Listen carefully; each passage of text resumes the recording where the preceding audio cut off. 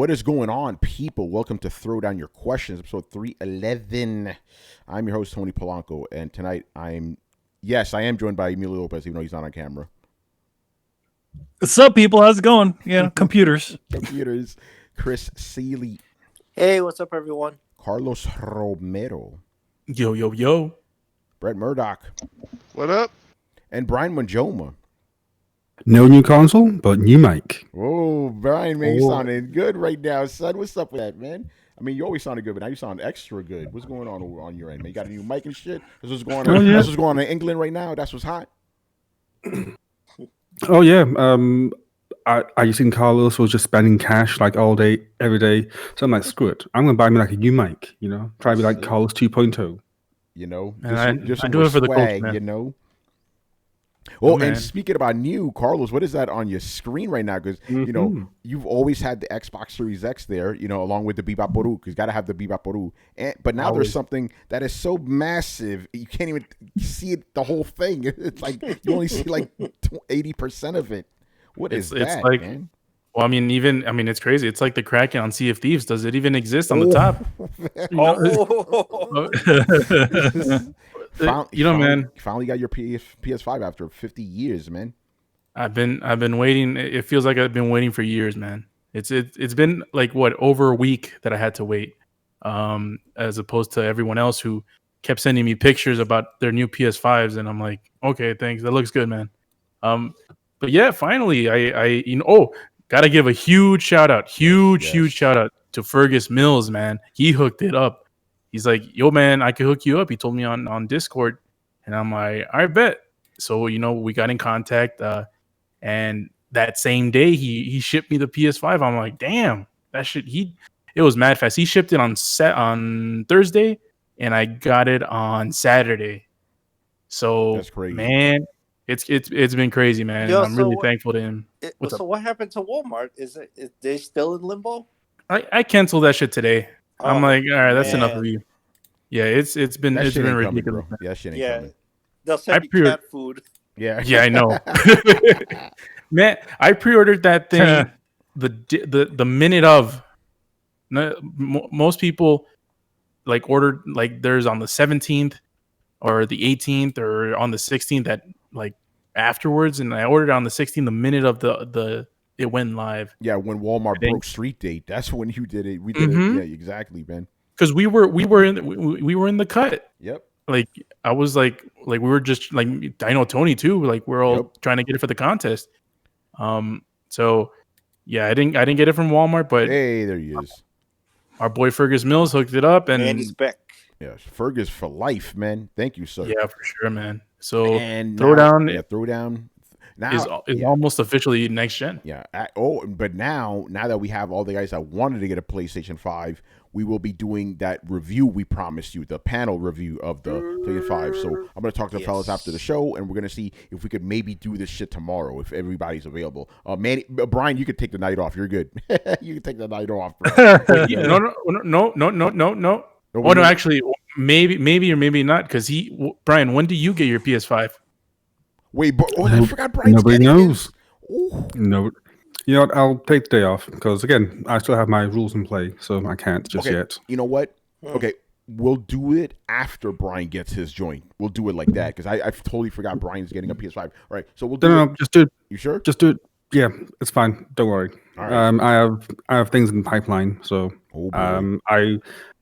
even if I do get it the day after, I still have stuff to get through, so there's no point. I got you. Damn, Brian, that fucking voice, man. Bassier than me and shit, You gotta record his new album. I'm Brian from England right now. You don't sound like Gary. Gary's way deeper than both of us, though. Oi, Brian, you don't beat me, though. I'm from London, I am. I've been playing. Yeah, nobody's beating Gary on that voice. Like with Gary, you don't even hear Gary. You just feel him when he talks. Wait, who wins though? What happened? Well, or your cousin? No, my cousin way deeper than that. My cousin is so deep, like light cannot penetrate that depth. Like it's a like black hole voice. It's just like a black hole, exactly. I don't know if I ever told this story on air because I used to hang. I mean, I've hung out with my cousin forever, right? But basically over like a course of a summer, right? He went from being like a little ass kid and shit to this big motherfucker, So he comes over to my house one day. I was like fucking 16 or something. Or no. He was 16. I must have been 18. I don't know whatever the age difference was. He comes over and he comes in the room. I'm sleeping, right? And I just see this shadow, this big motherfucker. And I said, "Yo, Doherty, what up?" My instincts somehow, I was like, Christian? I was like, what's this big dude? And then I remember we were hanging out one time. Manny was there. We took him to Wendy's, and for some reason, it had a bunch of balloons and shit. So we took a balloon, like, yo, suck the balloon. He sucked a bunch of helium. He sounded normal. It was crazy, man. It's like, hey guys, how's it going? Yeah. Like, hey, whoa, guys, okay. Like, whoa, can you say it again? What you talking about, man? Like, damn, bro. Oh, the voice of God. That's the reason we call him that, Good stuff. All right, man. Anyway, we got questions. This is your show, not our show. But you guys like the rambling, crazy stories anyway. I throw down, oh, hold on. I'm getting ahead of myself, people. I'm getting ahead of myself, man. All right. So we're going to be doing the final next gen November, people. Yay. But little caveat. Oh, yeah. We will be doing it on Wednesday night because of Thanksgiving, right? So this Wednesday night at 10:30 p.m. Eastern is when Throwdown is going to be live, and that's when we're going to pick a winner of Next Gen November. It's going to be very exciting. We already got 3 winners. I think the first guy, Smile, I forgot his name. He's still undecided what he wants to get. Phantom Vash won, Melon Matt, and now we got one more. So Wednesday night, 10:30 p.m. Eastern, man, during Throwdown episode 312, we will pick a new winner. It's gonna be cool. Next in November for life, man. Until November ends. Anyway, let's get into it, man. First question is from Tumeke from New Zealand, man. Shout out to New Zealand. They got hobbits on there, man. So first question is, this one's gonna be good. He goes, after all the teraflops talk prior to launch, what are your thoughts on Assassin's Creed Valhalla, Call of Duty, and Dirt 5 looking and performing better on the quote-unquote weaker PlayStation 5 console? Is it a matter of poor tools provided by Microsoft, or is it just that the PS5 is the better designed box? Chris, why don't you start us off, man, with the technicals and shit? Well, that's a difficult one because we don't know what tools and APIs were provided by either Sony or Microsoft. I would think that Microsoft would supply everybody with the APIs and tools that they need to work, and it would be up to the developers, to make sure their textures are good and whatever, and they're not having to compromise on with compression or anything like that. So I would say maybe the pipeline that Microsoft's using versus Sony for data streaming and all that stuff. I guess we're 3 games in, and it's early, but it's looking like Sony's is performing the way it should. And maybe there's something to be said about their variable CPU clock rate and all that stuff that they were doing. Maybe they had a point. So the Xbox looks like it's kind of faltering on some things. And you could easily say, oh, well, maybe it's the quality of the developer or whatever. I don't know anything about the guys who make Dirt, but there's obviously a difference between the 2 games. So it's like, why is there a difference? I mean, if you want to put on a tinfoil hat and say they're favoring one console or the other, I don't know. God. I mean, that's just that's the tinfoil hat. But I would think they would try to provide the same experience on both.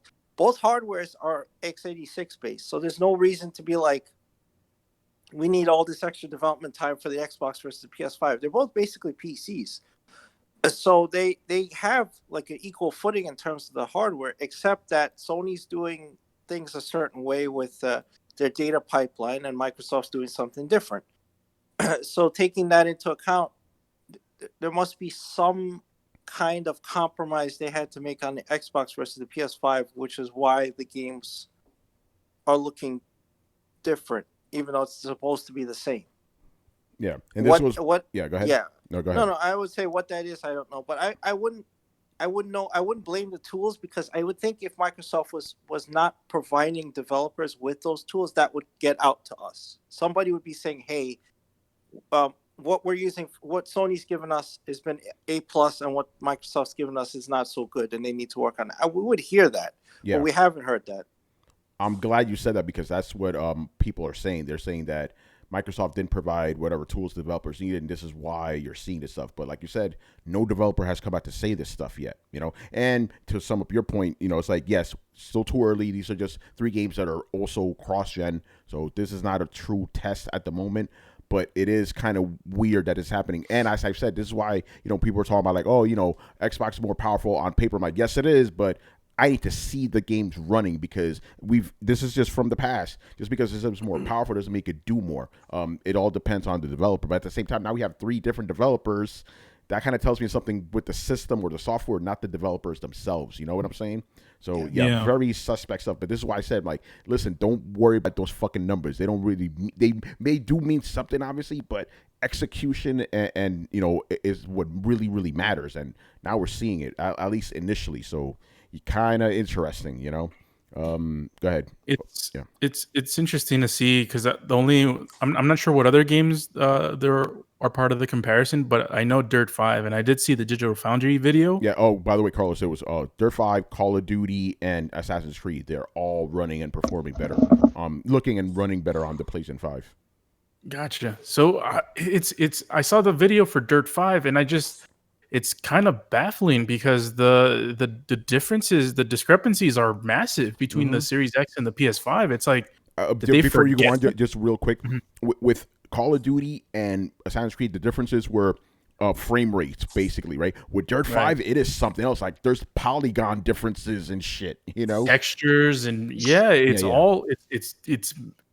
it's crazy. Like, I'm like, this looks like what we should be expecting the Series X against the Series S. Yeah. Not Series X versus PS5. I mean, Series X is the most powerful system.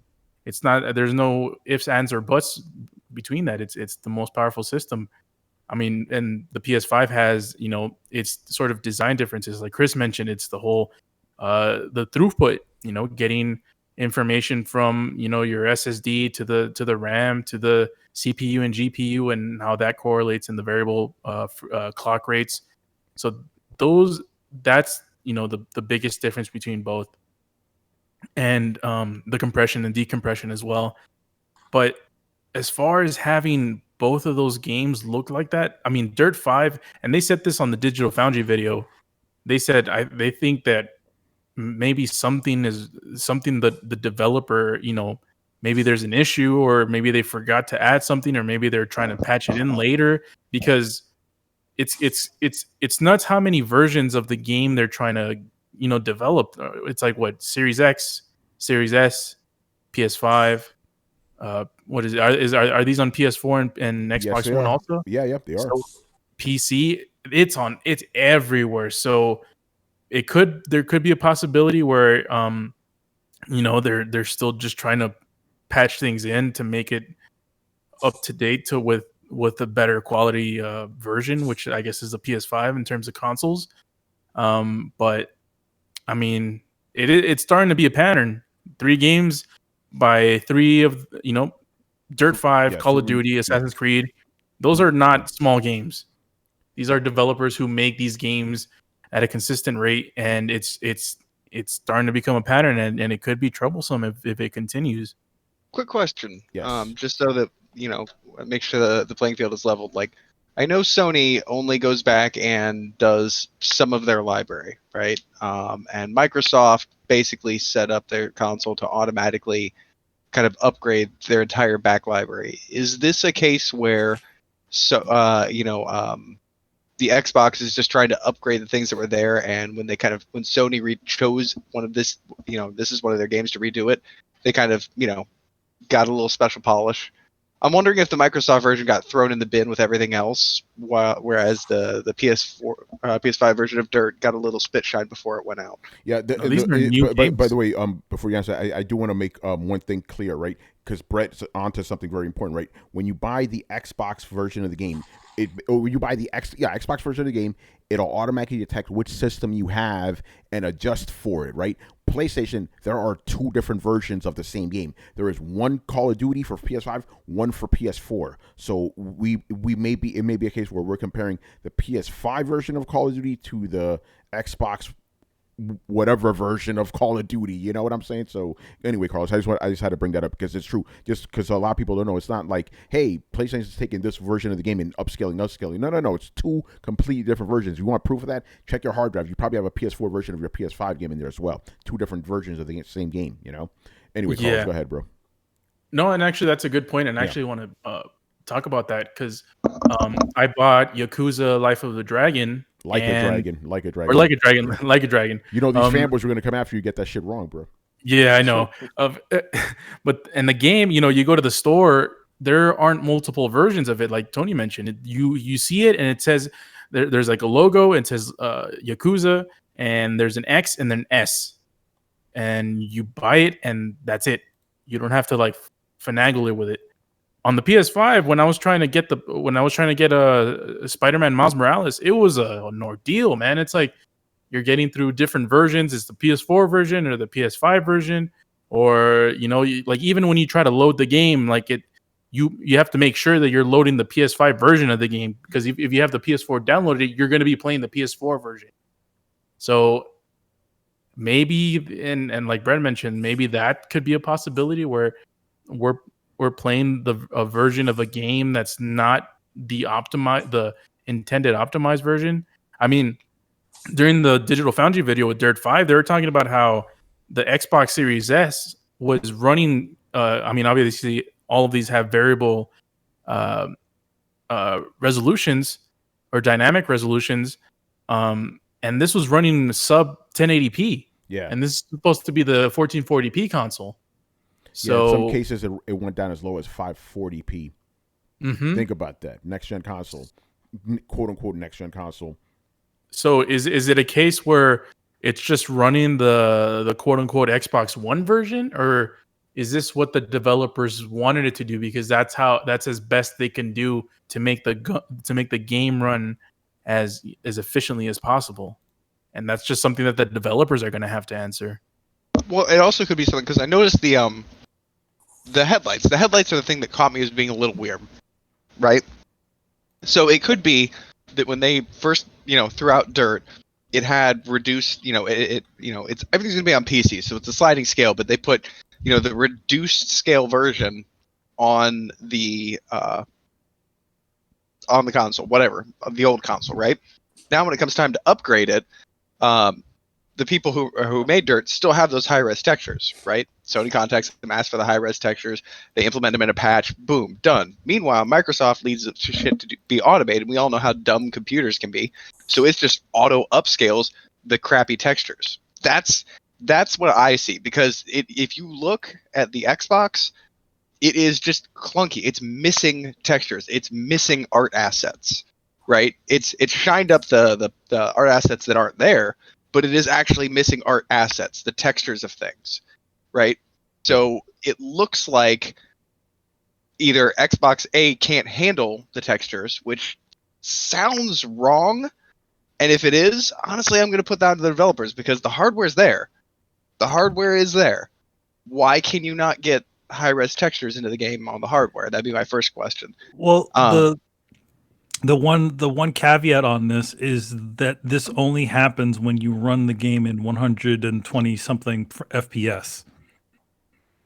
So when you run it in the high resolution mode on the Xbox One S, X, you get a lower resolution assets apparently. How come that doesn't happen on PS5 when you run at 120 FPS? That's the big question. Yeah. That's a bigger question, and they say it could have to do with their lower spec console, because on the Xbox One S, it does the same thing. Yeah. All right. So Brett, that was your first question. What's so there's parity, but there's parity between them. So Brett, what's your other question? That was your first one. What's the other one? Oh no, that was sorry. That was pretty much it. Like, Okay. yeah. The my first question would be to developers saying, why can you not do this? Because honestly, and this isn't a picking sides in the war or anything like that. Both have very mainline architecture, and on paper, the Xbox has more. So I wouldn't be surprised if you're like, hey, the PlayStation people managed to squeeze out some extra power, doing some fancy stuff. They look equally the same. But for there to be this big a discrepancy on, you're telling me that something that is lower powered is making more. And honestly, just as a math point of view, that doesn't make a whole lot of sense. I know you can squeeze extra power out of PCs, but this kind of discrepancy doesn't necessarily make a whole lot of sense to me. To see our assets downgraded like that. It has more raw power, but there's different dimensions to the way these architectures. No, I absolutely agree. And if we were talking a small margin, that's what I'm saying. If we're talking a small margin, I would be like, yeah, cool. But like this is a pretty big leap. Like those headlights look fucking weird. Yeah. And so it's a question of like, okay, well, why can't, like, when you upgrade your resolution and textures, it puts a heavy load on your GPU. I understand that. So, getting that much more texture is kind of fucking ridiculous, and it's a huge thing. So I want to know how they did it, and if they were managing to squeeze out some secret hidden power of the PlayStation. Did you not develop for it for the X, but did you kind of develop for it shallowly with the Xbox? Is the Xbox Series S holding the Xbox versions back? That's the most likely one, in my opinion. But that's a whole other conversation. That's where the secret sauce comes in. Yeah. Yeah, no, never has a console had secret sauce, and it will not. It's the closest we ever had was the cell architecture, and honestly, yes, it was more powerful on paper. Mm-hmm. It just took them forever to figure out how to do it because it was the fucking cell architecture, and everything was backwards. You had to teach a whole generation of programmers to use this weird system. We're talking mainstream architecture here. It's not like that anymore. Again, if you were saying that there's a secret hidden feature in there that can explain this, I'd love to hear it. But they've done breakdowns, they've done teardowns. It's not in there. These things are both made out of computer parts. Yeah. So yeah, I can see that maybe it's developed for the PS5 first and then ported to the Xbox. You have a little bit of difference there, but this big a difference just seems weird, doesn't it? I hear Dark Souls. Yeah. No, it seems super weird. Again, and specifically with Dirt, because I'm like, because the other games you could kind of understand, like, okay, the frame rates run better in this one. Maybe it looks a little better here. So this one's like, yo, the polygons are all fucked up in this one. Yeah, it's a drastic difference. Like this is like, I'm not exaggerating. This is almost the difference between PS2 and PS3 level polygon differences. Like, what the fuck? It's crazy. So I don't know what that was going on, but the theory is that it's probably the 1S version that they're probably sort of messing with there, and maybe some sort of something happened with that. I mean, here's the thing: you got to think about this at this point in time. A lot of these companies are QAing like at least 4 different versions. No, excuse me, 5 different versions of a game. Yeah, something's got to give somewhere, man. Yeah, no, you're right. That's what Carlos said too. It's like with so many different versions of these games, but it's just interesting how against because the whole time we've heard the PlayStation 5 is going to be the weaker system, and even though it is the weaker system on paper, it's the most powerful one. In practice, it's weird. And hold on. In addendum to that comment, yeah, it does have faster load times in current gen games. Yeah, than Xbox. So, the Xbox has faster load times in current gen games. Yeah. Like Assassin's Creed and whatnot, third-party games, it loads about like 30% faster. It's a noticeable jump. Than PlayStation? Yeah. Okay. So there we go. What about first party though? Yeah, look, you guys should look up. There's a Digital Foundry put out a comparison between like 5 different games. And like Final Fantasy, some of them are, just a little bit, but like some of them out of like a minute 5, one's at 45 seconds, the other one's at like a minute 5. Damn. It gets ridiculous in some games, and it obviously differs from game to game.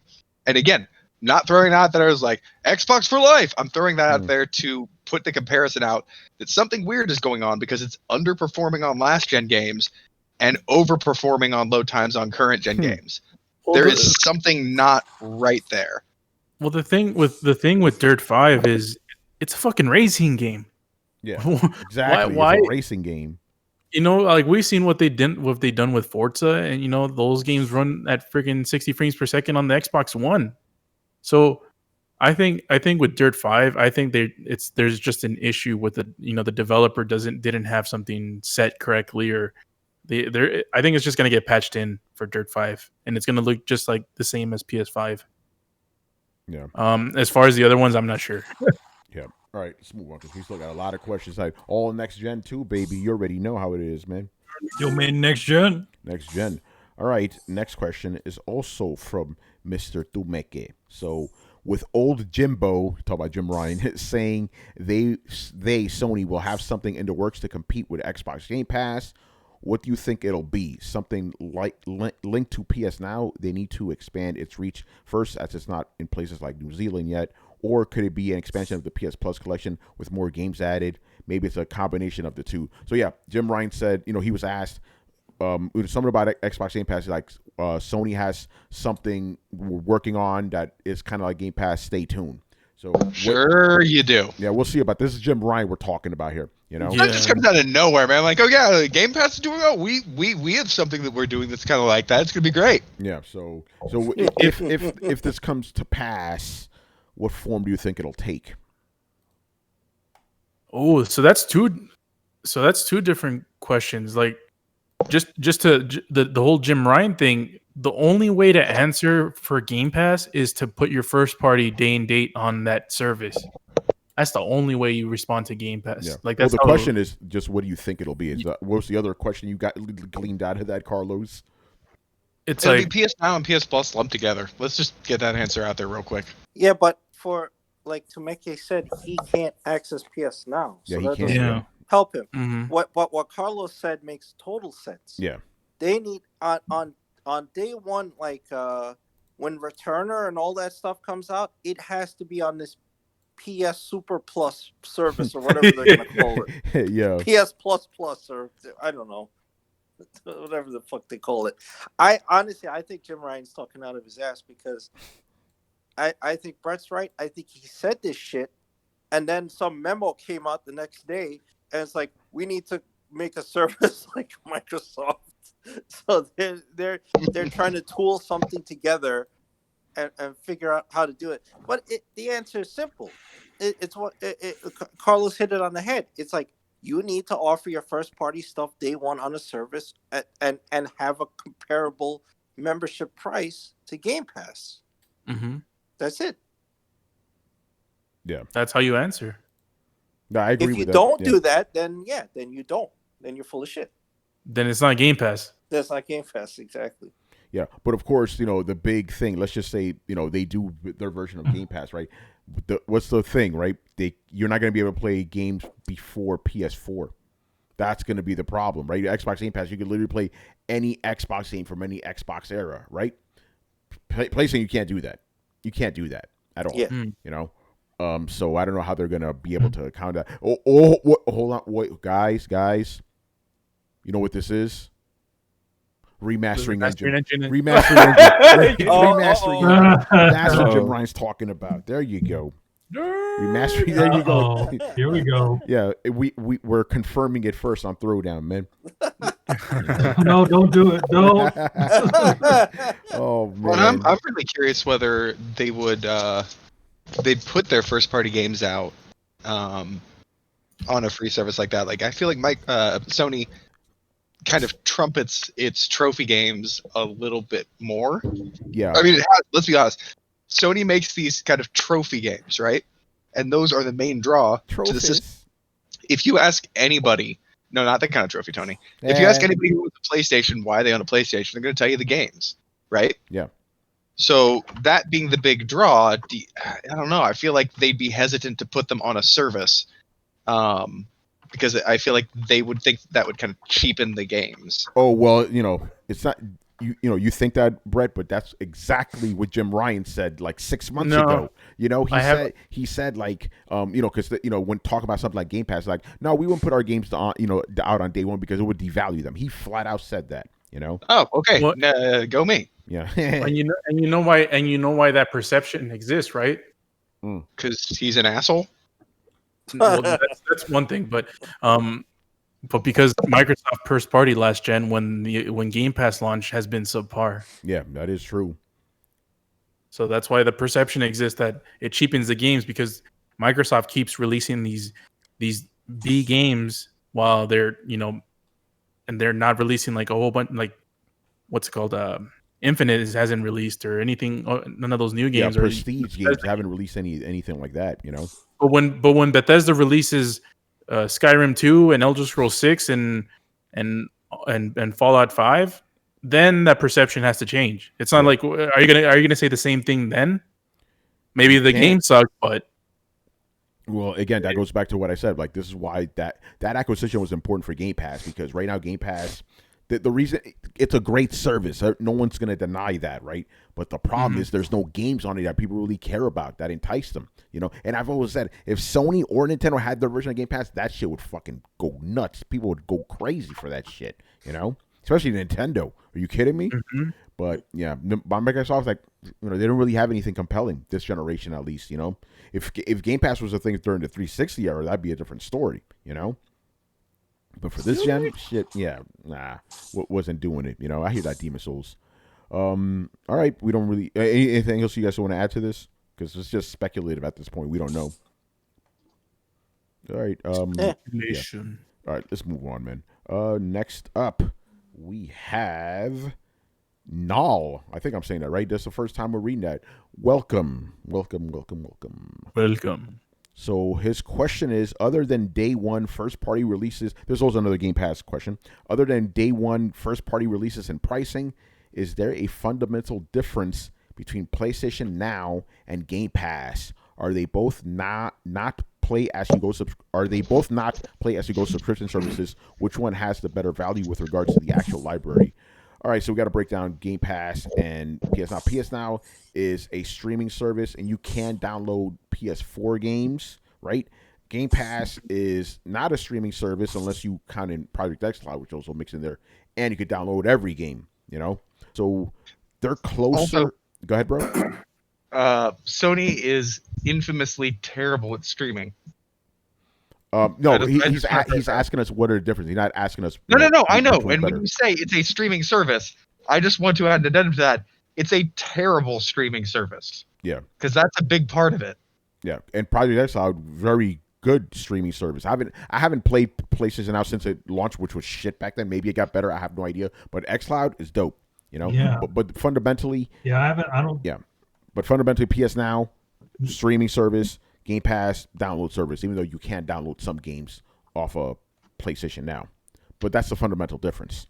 That's how you're able to play PS3 games on PlayStation, whatever fuck PlayStation you own, with the PSN. But that's their fundamental difference right there. Even though that's kind of blurred now, But they are both subscription services, so they're the same in that regard, He goes, which one has the better value with regards to the actual library?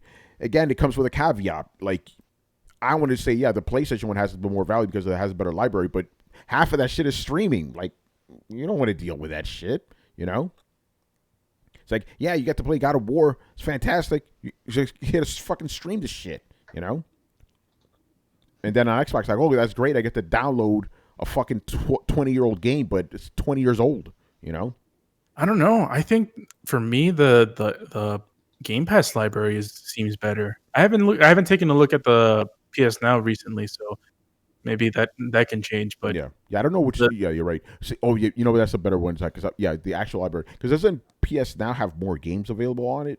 I could be wrong. I'm just asking a question. I could be wrong. I don't know. I don't know. I don't know how much they have. Yeah, man, you so and I don't know, bro. Oh, what does it sound rough? No, you sound like you're in another room. I don't know. When you tapped it, nothing happened. Oh, you know what? It could be coming through my camera now. I believe it is, yes. But at least we see you, man. Them eyes. But, yeah. Yeah, go ahead, Carlos. What were you saying? I think because PlayStation obviously has their first-party titles, which are pretty compelling. But Microsoft has a lot of third-party, and through a lot of generations. It's like, I don't know. I think I always thought that Microsoft's Game Pass library was always more impressive Yeah. But I need to take a look at the most recent PS Now, because I don't even use PS Now. That's another thing. Yeah, I don't either. I don't see the point, to be honest. Mm-hmm. But I then do again, use Game Pass. Game Pass, I keep subscribing to it. I barely use it. I've used it sometimes, obviously, when we play Halo, but I barely use that either, you know? But that's Ori? Ori was, I did get that through Game Pass. That shit was dope.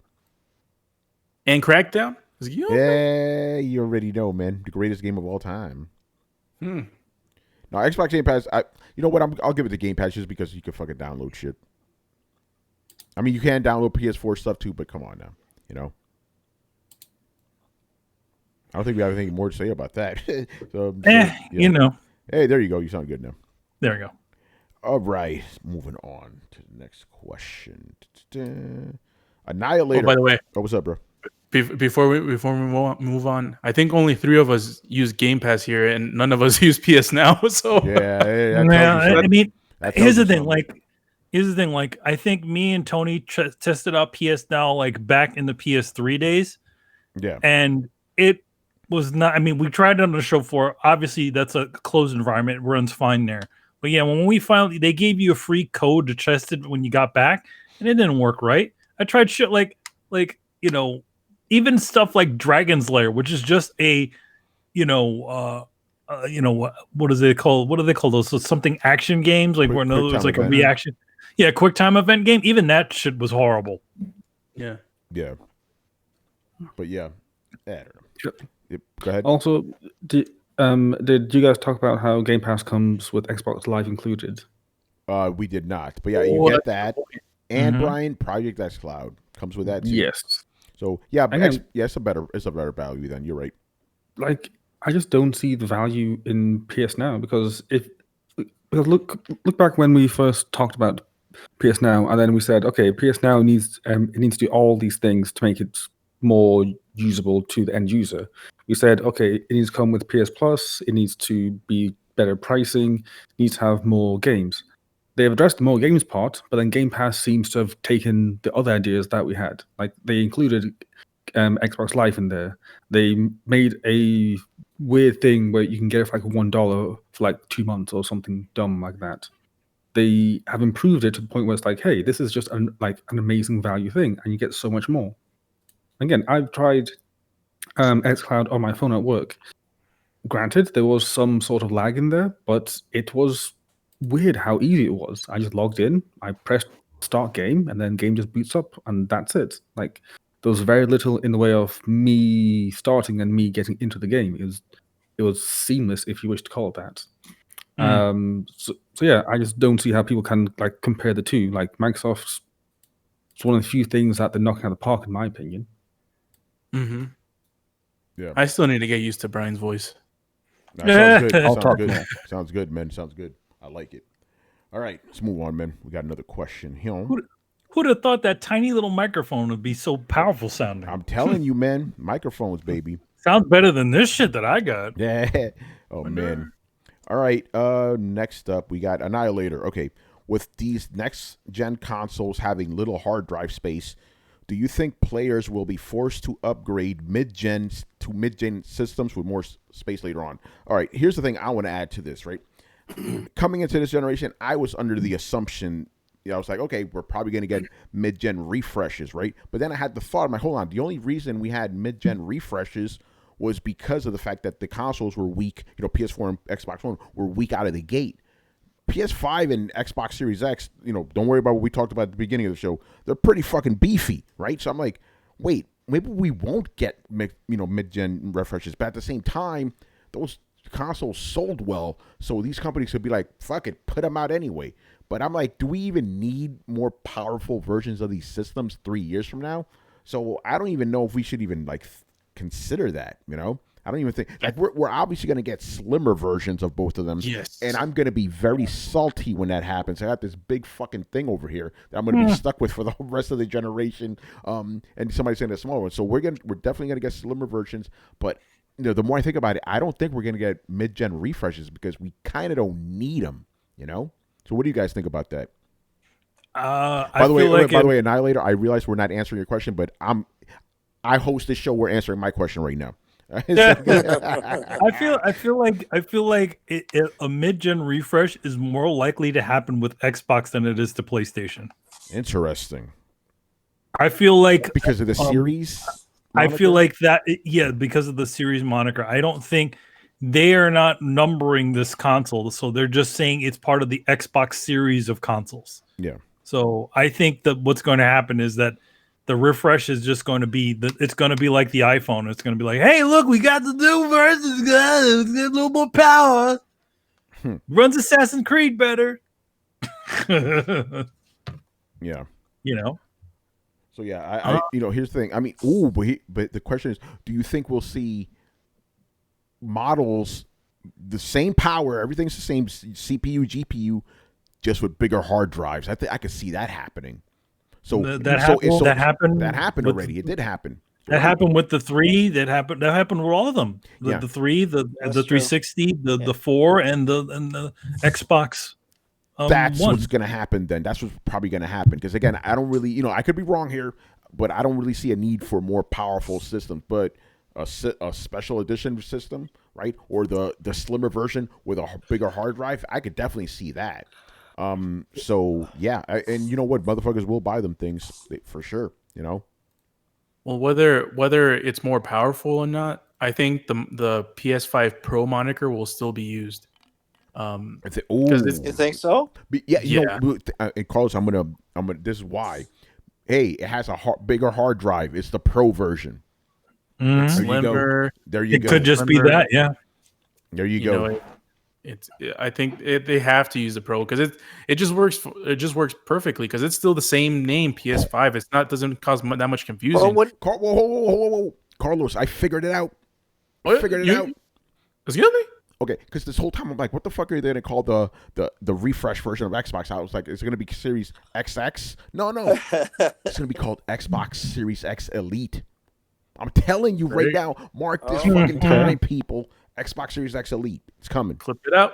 Clip Clip that shit. Clip this shit right now, My bad. I cut you off and shit. I had the epiphany, bruh. I want to make a bet, actually. Oh. Because that name makes too much sense for Microsoft to use it. The Elite. I'm telling you, man. They're terrible at naming things. Yeah. They'll probably call it the Series Y. Well, the thing is, because they've used the Elite name before. That's my reasoning, Or they're going to call it the Xbox X Shock Blue. No. Yo, Chris. Why indeed? Yeah. It's just like the next letter of the alphabet until they get to the Series Z, and then they'll be like, "All right, we ran out of letters. What do we do now?" I hope it's a Series Z, not only because of the tongue twister, because Brian's going to come here calling it the Z. Xbox Series Z. Yo, by the way, for like a split second, every single time Brian laughs or says something, who the fuck just showed up in the chat right now? Who is this thing? Just rolled up. It's like, hey guys, how you doing? Like, oh, it's Brian. Somebody's got the gain up. So yeah, we'll definitely see slimmer versions with bigger hard drives. Yeah, yep. Throwdown's calling it right now. Calling it right now, man. Well, I think PlayStation can improve the GPU. They can do the GPU boost thing. Yeah. Add more secret sauce, baby. Unlock that shit. Let's go. They need more CUDA cores on this video. It's a 6-36 processor.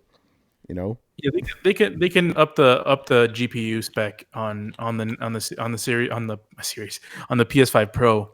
The PlayStation 5 series. I would think they'd have to improve something more than just the storage to call it Pro, because then everybody would call them out. It's like, okay, you put more storage in here and it's Pro. Like you need something like the at least the PS4 Pro, even though it was a weak stepping, they put more memory in it and made some other tweaks. So, okay, all right, you call it Pro. That's fine. Yeah. If you just put more storage in there, it's literally just another SKU as far as I'm concerned. It's not a Pro. Shit. Okay, you know how Sony never ever called their system Slim? The fan base always just called it Slim. They were never called Slim at all, right? No. This is what could potentially happen. It's just the PlayStation 5 and the fans just call it the Pro. It could be. Yeah. It could be. Yeah, that's because Chris, you're right. You can't put that label on there without the shit being Pro. You know. Yeah. So you're right about that. So I think it's going to be one of those cases where the fans are going to be like, that PlayStation 5 Pro. You know, even especially though, since PlayStation set the precedent yeah, on that's that right. Yeah, you know. already. And with Xbox, you know, they could be like, hey, there's the fucking Elite, even though it's not the Elite at all. You know, it's the Z. My theory on that is that they're they the Xbox Series X is gonna be like what the Xbox Series S is right now in the future in 3 years time, and then whatever the more powerful Pro version of it is gonna be the the replacement of the Xbox Series X as the most powerful system. You mean the way they got rid of the One X? Like it's just gone Yeah. now. Pretty Crazy. much. So whatever they're going to call it, who knows? And yes, and to answer Annihilator's question, yeah, they're going to have bigger SSDs, not hard drives, because they're not using SSDs, hard drives are going to the way of the dinosaur. You know, just like so bits. yeah. We don't use bits anymore in gaming, man. Remember that shit back in the day, 16-bit. Like we stopped at 128-bit. It's like now we're not doing this shit anymore because technically, like the gen after that would be like 256-bit, and then after that would be like 520 something bit. I don't know. I can't math. 512. 512 bits. So that would be last gen 512 bits. 512, 1024. 1024. So right now we're in the 1024-bit era. You know, going by the old conventions. It's crazy, man. All right. Let's move on to the next question. And this one is from our boy, the rumor master himself, Mr. Mob Hits. You know, always he got hits. Always with the rumors, man. It's crazy. He got them hits. Mob's got the hits. All right. So his first question is, apart from a few good games, was it pointless to own an Xbox One last generation? Oh, boy. Here's my thing, man. It wasn't pointless if you bought the system and enjoyed the games. It wasn't pointless for you, you know? For me, it was because I got to play most of those games on PC, but I still play the games. I was still in the ecosystem. So, no, ultimately, the real answer is no. But, you know, it's like, it depends. Carlos, what do you say, bro? Because you had the one. Yeah, since day one. Since day one. It just depends. Like you said, it depends if you only have an Xbox and you play Call of Duty, you play Red Dead Redemption, you play Halo, Master Chief Collection, Halo 5, Gears, Forza, and you know all the rest of the third-party games, then I'm pretty sure you're satisfied. For me, I don't know if there was a point in me owning an Xbox because I played most of my Xbox games on PC when that feature turned out. I think the game that I played on the Xbox One the most is my biggest disappointment in the last gen, and that's Master Chief Collection. Because it didn't work. But yeah, that for me, I think it kind of didn't. It didn't really. It wasn't. There wasn't really a point. And I bought 3 of those motherfuckers. So, so yeah. Also for me, most of my friends, and I still, you know, they're still friends, but most of the friends that I played with the 360 era were on the 360, and then this generation or the PS4 era were on the PS4 for the most part. So, yeah, I would say there kind of wasn't a point, especially after they made the PC transition. Yeah, that's when because I did buy the Xbox late. I bought it in late 2015. I was having fun with it, and then literally the next year or a couple months later, hey, all the games are going to be on PC. My PC was beastly at that point. I'm like, I'm just going to play them on PC now, and barely touch the Xbox. You know, I bought that shit day one with a fucking Kinect. Never used that shit. Oh, never man. used it. The Kinect, you never connected. You never connected the Kinect. Well, it had to be connected. Oh, that's right. Yeah, they forced you to that shit. They forced you to do that shit until they're like, oh, never mind, you don't have to. But yeah. Oh boy. Yeah. The Series X launch has been degrees better than, by magnitudes better than last generation. But yeah, no, it wasn't not worth it to you. If you were like an Xbox only owner and shit, you were good. You know. Yeah. Overall. Yeah, I think for a lot of us, we're speaking from a point where we own most of the consoles. Yeah, got them all, baby. All right. And PC. Yeah. Moving on here. And PC, excuse me. all right, what incentive would Microsoft have to offer if they would raise the price of their subscription services? So I guess if Microsoft just decides to raise the price of, the subscription service, what do they need to throw in there to make it more juicy? Kind of an interesting question. I don't know where that's coming from. Juicy. Like, what else do you need to add to Game Pass? Like, I don't know. I mean, they're already getting first party Microsoft games a day and date, right? Yeah, exactly. Yeah. So I mean, that's the big draw right there, right? Yeah, that is the big draw. So I'm having a hard time answering this. So I'm like, Xbox Game Pass as it is now is fucking solid. The only thing they need to fix is just have better games, and you'll be good. Yeah, it's literally just content. It's just they need to have the fresh new content, and not just the stuff that's on everything else. So I mean, everybody is sort of just waiting to see what they got, and that's pretty much it. You know what I just thought about right now? I like Game Pass is kind of like imagine a restaurant, right? Dope fucking restaurant. Great decor, lighting, good music. The service is great. The food comes out to you on time, but the food itself is just okay. So that's how I kind of see it. It's like everything's great about it except for the thing you're there for. Yeah, exactly. Like it's kind of interesting how that works. But yeah, no, we don't know what to add because Xbox Game Pass as it is right now, it's a fucking dope service. Once that shit is rolling and once they Bethesda got some games come, man, I'm telling you. Yeah, once they got that shit rolling, once they got their first parties, which is all the Bethesda games, and they got 24 studios stuff now, man.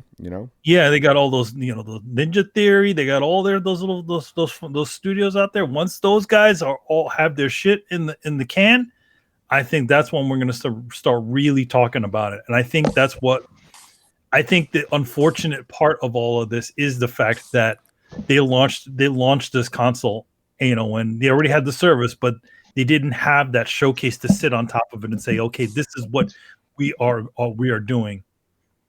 So they had to sort of sit on legacy, which is unfortunate. Yeah. Yeah, because again, it's like you're not trying to buy a new system for old games. You want a new system for new games. No, I mean think of it this way. Okay, so Steam didn't they have they created a VR headset, right? I'm not sure. Did they? Did they? Yeah. They created Brian, what's the name of it? The Valve Index. Okay, they created the Valve Index. What did they do?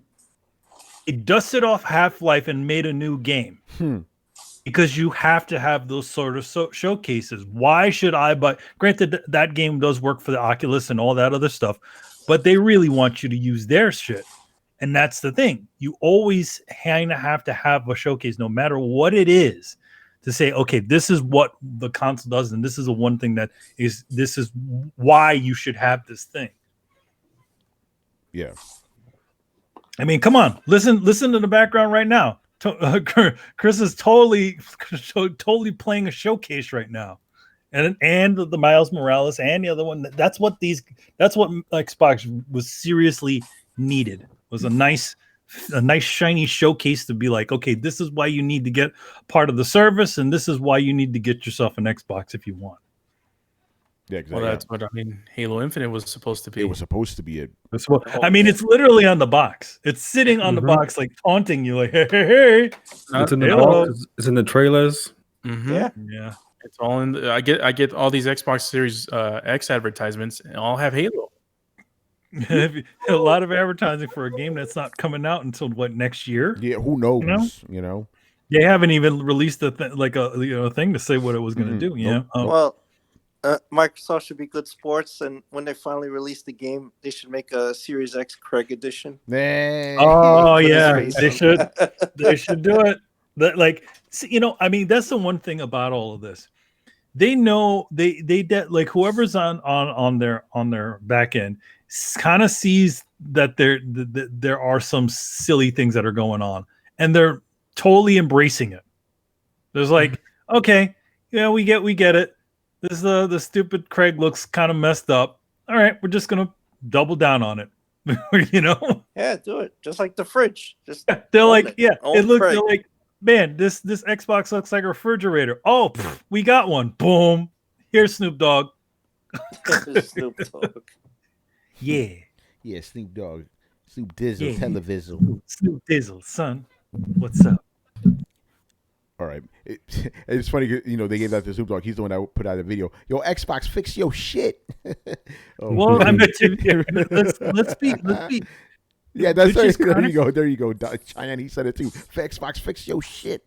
Which is interesting because he actually has been a big promoter of Xbox, like in general. Yeah. Don't piss Snoop Dogg off though when your internet can't work. Well, you know why he likes Xbox, right? Because it's green. Yeah. Till the next episode. All right, let's move on. Man. Next question. I'm sure he's not blowing smoke up inside the Xbox like that one dude. Yeah, idiot. All right, Frankie B, our boy. He goes in on the chat, man. Let's just say that. But shout out to Frankie B because of Frankie B. Me and Carlos got our new TV, son. Excuse me. Oh, man, that shit rhymes. So there you go, man. All right. His question, only question. After having hands-on experience with both consoles, which one feels like a completely handcrafted experience I couldn't get from my PC? Very interesting question, sir. Should we just say it? PlayStation? There's a reason why. What? The DualSense. This is why. This shit right here, Xbox controller, it's just a regular ass controller with a share button. This shit takes it to a whole other level.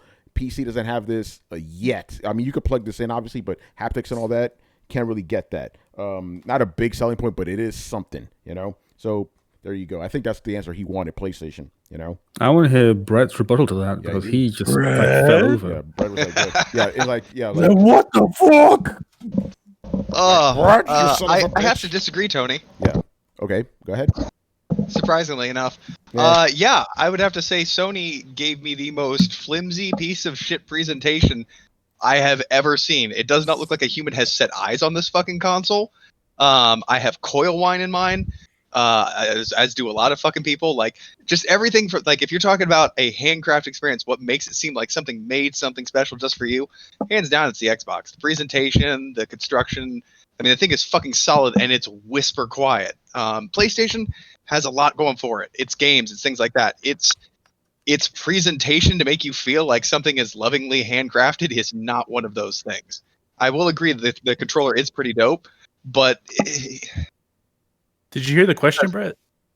Yeah. What makes what gives you a kind of handcrafted experience that you feel you couldn't get from a PC? Yeah, that was the question, Carlos. Did you hear something else from that question? But I don't get how Microsoft's doing something that you can't get on PC. I can get a PC and open it up on a nicely packaged box, and yeah, I mean, honestly, both of them can. I mean, if we're he said presentation, so like if we're talking about like presentation. What's that? He didn't say presentation. The word presentation is not in there. Okay, I don't know where I got that from.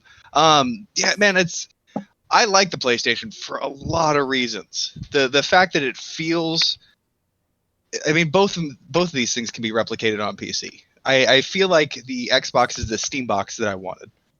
Like, it is the best Steam box. Yeah, I see that, Tony. The controller. Tony loves the haptic feedback. It's fucking amazing. Dude, by the way, because Brett, I'll be honest with you. When I heard all those people talking about how the haptics were amazing, I thought they were full of shit. I was wrong. I was dead fucking wrong about that. I'm like, get out of here. That shit ain't gonna make no difference. It fucking does, man. It is crazy. It feels like they just ripped off Nintendo. Nintendo couldn't do nothing like this, man. Or didn't didn't the Steam controller also have a lot of this too? Why don't you should at least pick the Steam controller, not the Nintendo controller. Nintendo doesn't do, because here's the thing. Not only does it have haptics, but it also has sound coming out of the shit. Is they're both combined, which a lot of people talk about. It is the combination of both. Yeah. I will admit that, and I'm not saying that the controller isn't dope.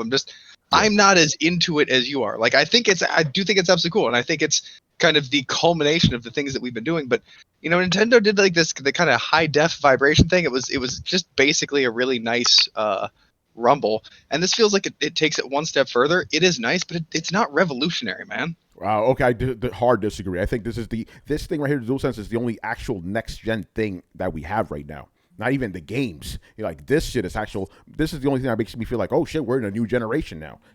This right here, great fucking controller, the Xbox controller, but it's just the same fucking thing.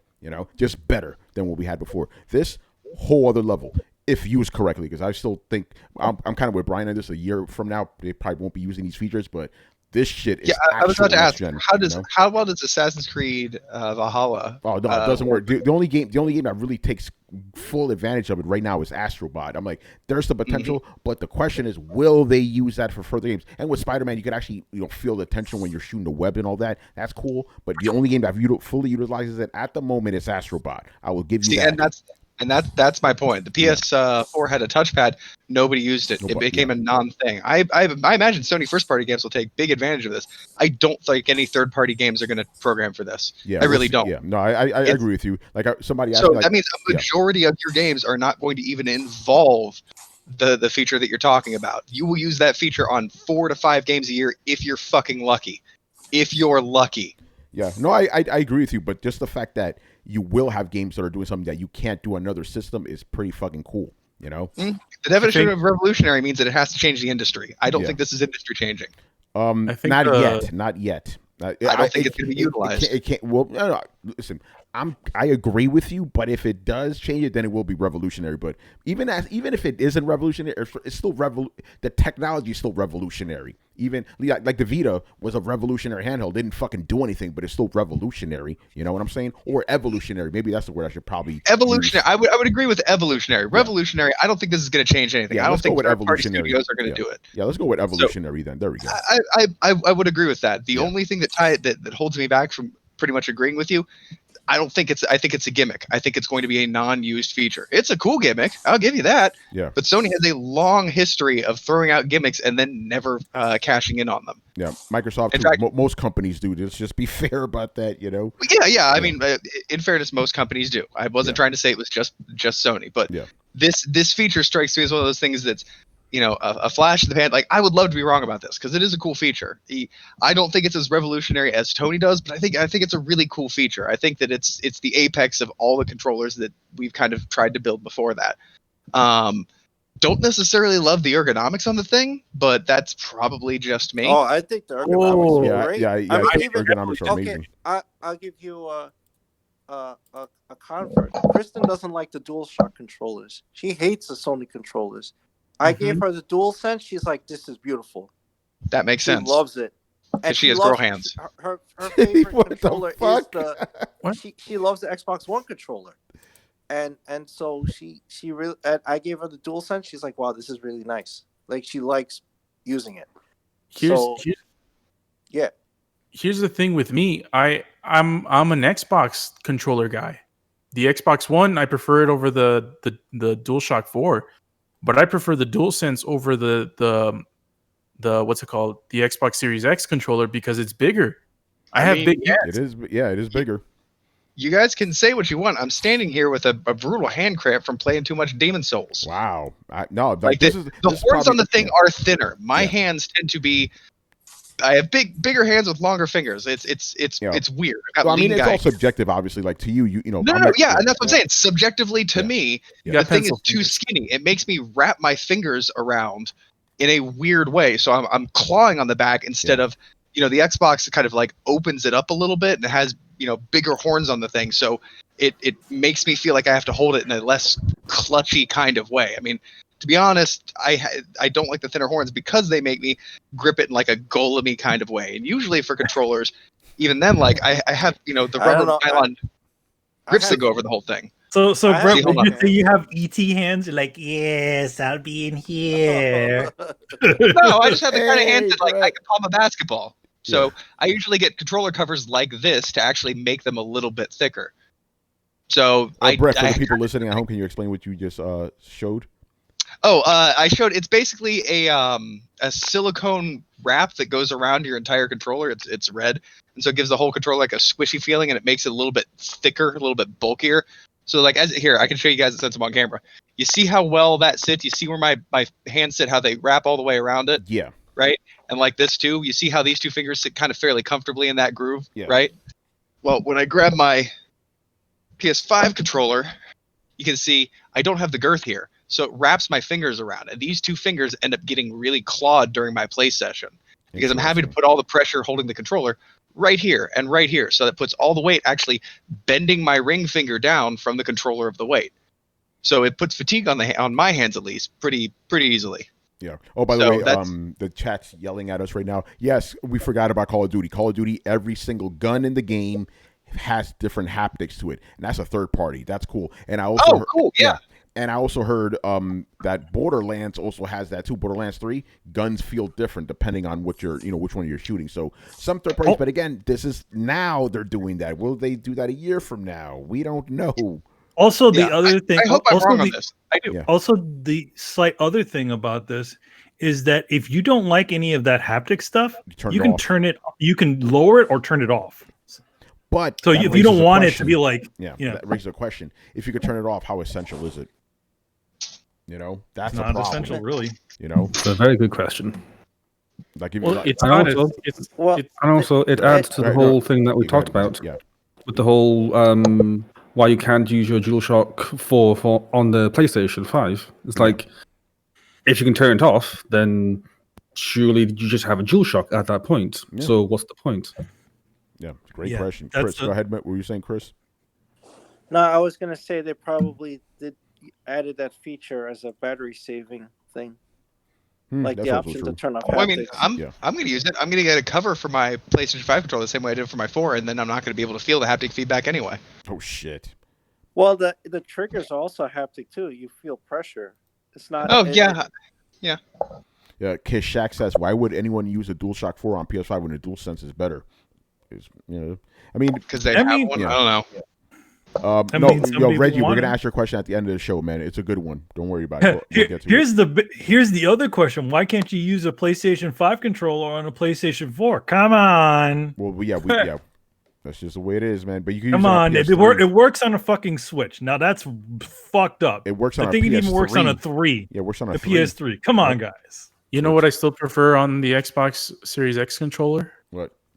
There's two things actually. Shout out to the Xbox Series X. The D-pad is fucking legit, though, bro. The D-pad is fucking legit. Look at this D-pad. This shit is beautiful. It's way better than the DualSense. Way better. I am gonna have to agree with you on that one, sir. I'm gonna have to agree with you on that one. And many, you know this. I've never been a fan of PlayStation D-pads. No, you've never liked the D-pads on these. Yeah, the DualSense. The DualShock 4 is the first one. I'm like, this D-pad is okay. This one is better on the DualSense, but I'm sorry, man. This right here, the Xbox Series X D-pad, the legit.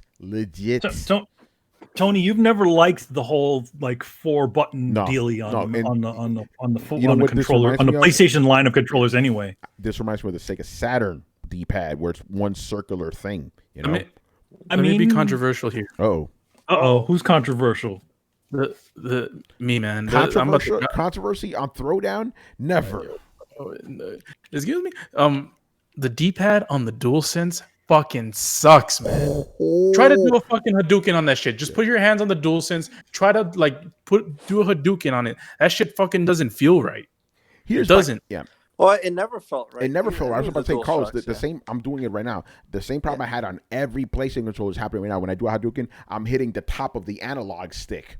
You know what I'm saying? Because it's your boy has big man hands, so you know what I'm saying. Yeah, I had the same complaint. But when I played and you put Xbox, your finger. Hold on, Manny, don't cut Chris off. Chris, go ahead. Yeah. Well, I was just gonna say, playing fighting games on the Xbox, it was butter. That D-pad feels good. Yeah. But I had the same problem you had with the D-pad on the DualShocks playing Street Fighter. Yeah. That's why I bought third-party controllers, baby. Stick. Yep. Yeah, I bought the fight stick for the Xbox because I used to play Street Fighter 4 on the 360. Shout out to Adam. Yeah, right. Yeah, Manny, what were you saying, dude?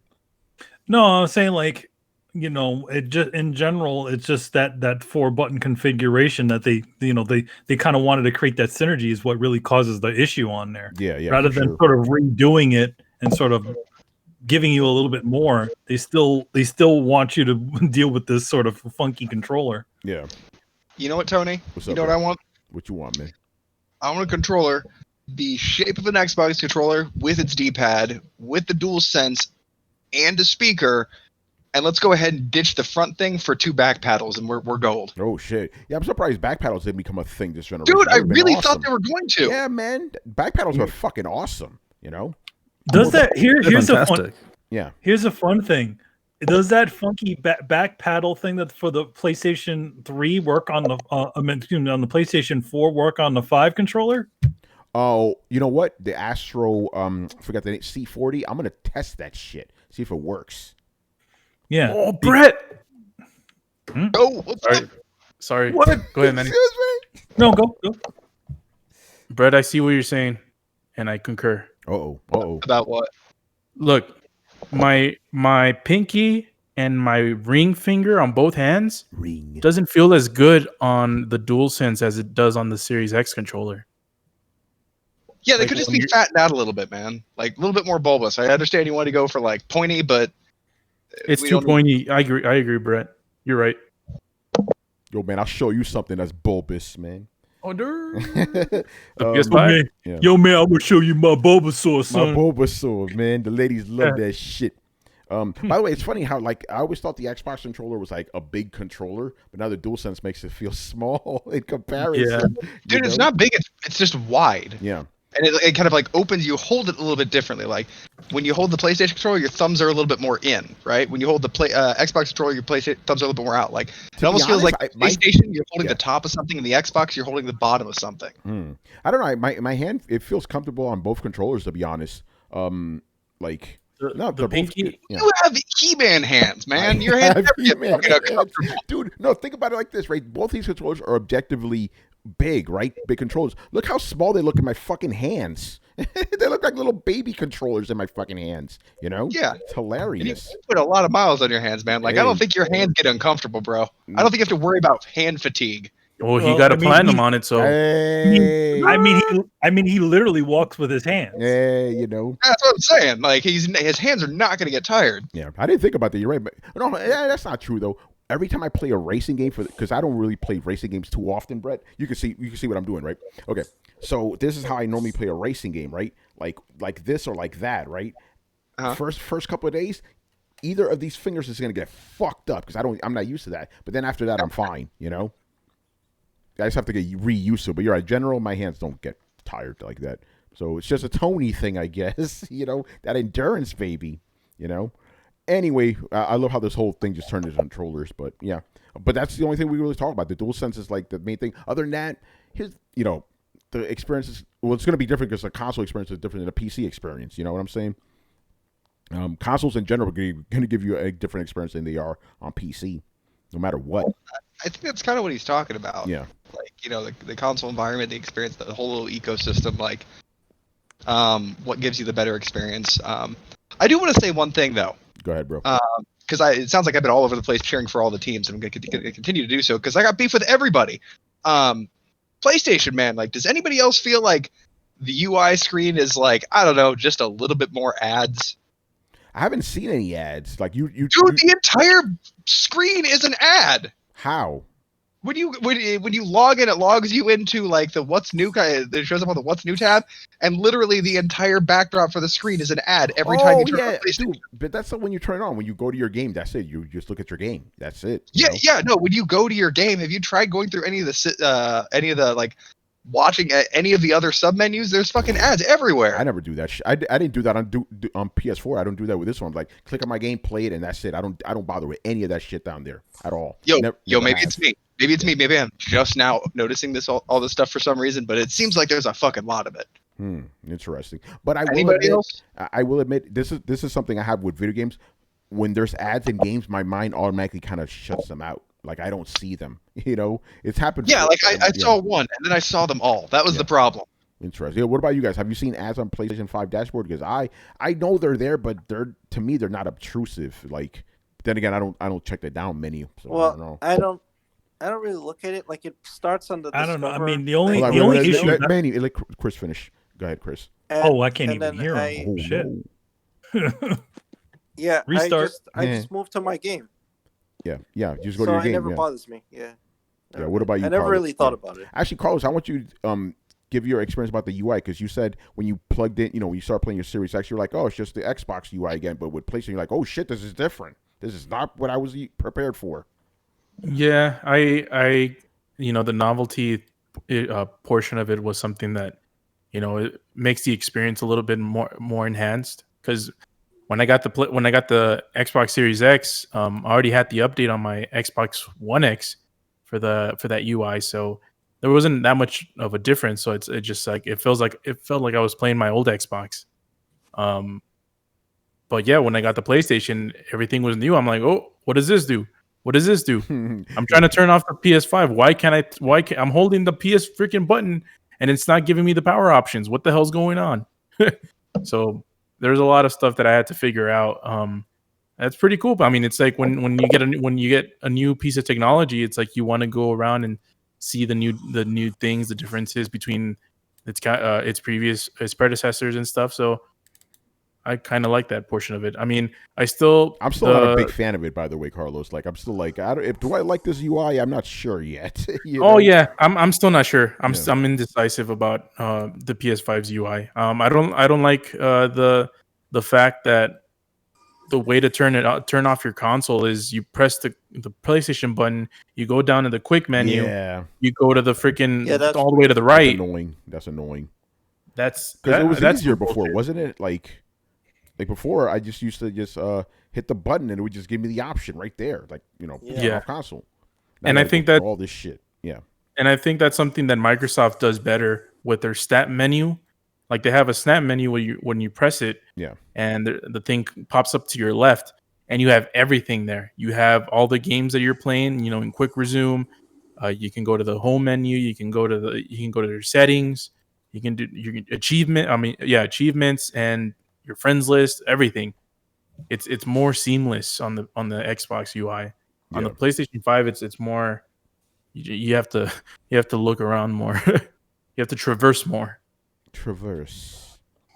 All right. That being said, this is a weird compliment, but PlayStation Store is so much better than Xbox's store. Oh yeah, without a doubt. Like, I didn't realize how bad Xbox's storefront was until I went to it. I was like, dude, why can't I find Assassin's Creed Valhalla? Like, this should be on the front of the fucking thing. But no, I almost had to search for it by name. It's super confusing and hard to find what you want. It's funny you say that because literally the first time I went to the PlayStation store, the first thing I saw was Assassin's Creed Valhalla right there in my face. Yeah, I know. That's because PlayStation pretty much figures out, according to trends, what things you are most likely to play and puts those things out front with their own little tiles so you don't have to go searching through menus. Like, I guarantee you I could pop it on and find Assassin's Creed and Call of Duty without fucking going into a single menu. Yeah, Call of Duty's right there in your face too, What's a cool thing about the PlayStation, not to give it some compliments also. When you and it took me a while to figure this out. It's like you find a game like Spider-Man, you click on it, and then there's an option to see all the versions of the game. Do you want the Ultimate Edition? Do you want just the Miles Morales? Do you want the super beefed up one? So I like that. You don't have to search for a specific version of a game. It's like, okay, I want the Ultimate Edition, or I want the Standard Edition. No, you just click on whichever one pops up on Spider-Man or Demon Souls or whatever game you're playing. Click on it. There's a little thing that pops up where it's like a drop-down menu, and it shows all the versions of the game that you can buy. That's pretty cool. Yeah. All right, man, let's move on. Next question. This one is from Logic Wins. First question. Given the new features of the PlayStation 5 and Xbox Series X, are there any video game genres that you don't typically enjoy that suddenly you have an interest in? For example, PS5's activity cards enable gamers to complete side missions much quicker than they normally would. I'm going to use the hell out of that with The Witcher 3 remaster. So he's basically saying, like, will the activity cards make you play different genres that you wouldn't before? No. No. That's stupid, I don't even use the fucking activity cards. That's not knocking them, by the way. It's just I'm not wired to use them yet. Like, I was talking to Riku. Shout out to Riku's son 1. He was joining us on. What up? Yeah, we were, me, Chris, and Brett were playing Demon Souls, and he jumped into the chat and stuff. Thank you, Manny, for setting all that up, by the way. Oh, yeah. And we were talking, and he was like, yeah, man, like, whenever I want to get a trophy, I jump into the activity card, and it takes me directly to where the trophy is, and it lets me go from there. I'm like, Why the fuck haven't I tried this shit yet? Because I see them, I just never click on them. Instead, like in Miles Morales, if you want to like get the like a collectible trophy or whatever, it'll literally put you where the first collectible is and let you go from there or whatever. What I would do is I would just open up the map and be like, okay, there's the next collectible. Let me go there. So I'm still doing it the old way. So my brain is still not wired to do that. But with that said, no, I'm not suddenly. This is like people going, hey, are you going to play I Am Mayo because as a easy platinum? Fuck that shit. I wouldn't play that normally, you know? Like, when I get trophies in a game or get a platinum in a game, it's because the game I enjoy and I feel this game deserves my time and is worthy of me trying to get a platinum for it. Like, I'm not going to just go out of my way and get fucking Terminator Salvation just because it's an easy platinum. That's stupid. So I'm not going to do that with activity cards either, you know? Although activity cards are cool, I got to utilize it more. But I'm not going to just, I'm going to go play fucking Bobble Bobble or some bullshit, you know, because of that. Oh, man, Bubble Bobble is a good game. you What you talking about? I don't know. It's the first thing about popping. No, shout out to Bobble. What's a game I don't like? Oh, I even already own it. Godfalls. Oh, by the way, with a Godfall, you know what? I'll save that question because I have a question for you guys, but that's a whole other thing. Anyway, activity cards, will it make you play different genres of games? I don't even know what they are. Yeah, well, you don't have, that's right. You don't even have them. You would need to play the different genre of game to get the activity cards. Yeah. So every game has activity cards. I don't know. Yeah. So I don't think for me it wouldn't do that. Yeah. No. Because to me, I could be wrong about this, but to me, activity cards are there for trophies, right? So you're asking me, would you get a game that you normally wouldn't for trophies? Hell no. I think you'd have to do kind of what Microsoft does. They have a good idea buried in there where like you have weekly challenges that are for certain games. So it would actually be like, this week do this in The Witcher and do this in Call of Duty and do this in this other thing and you get, bonus points. I don't fucking know how it works on Xbox anymore yet. I have to figure it all out again.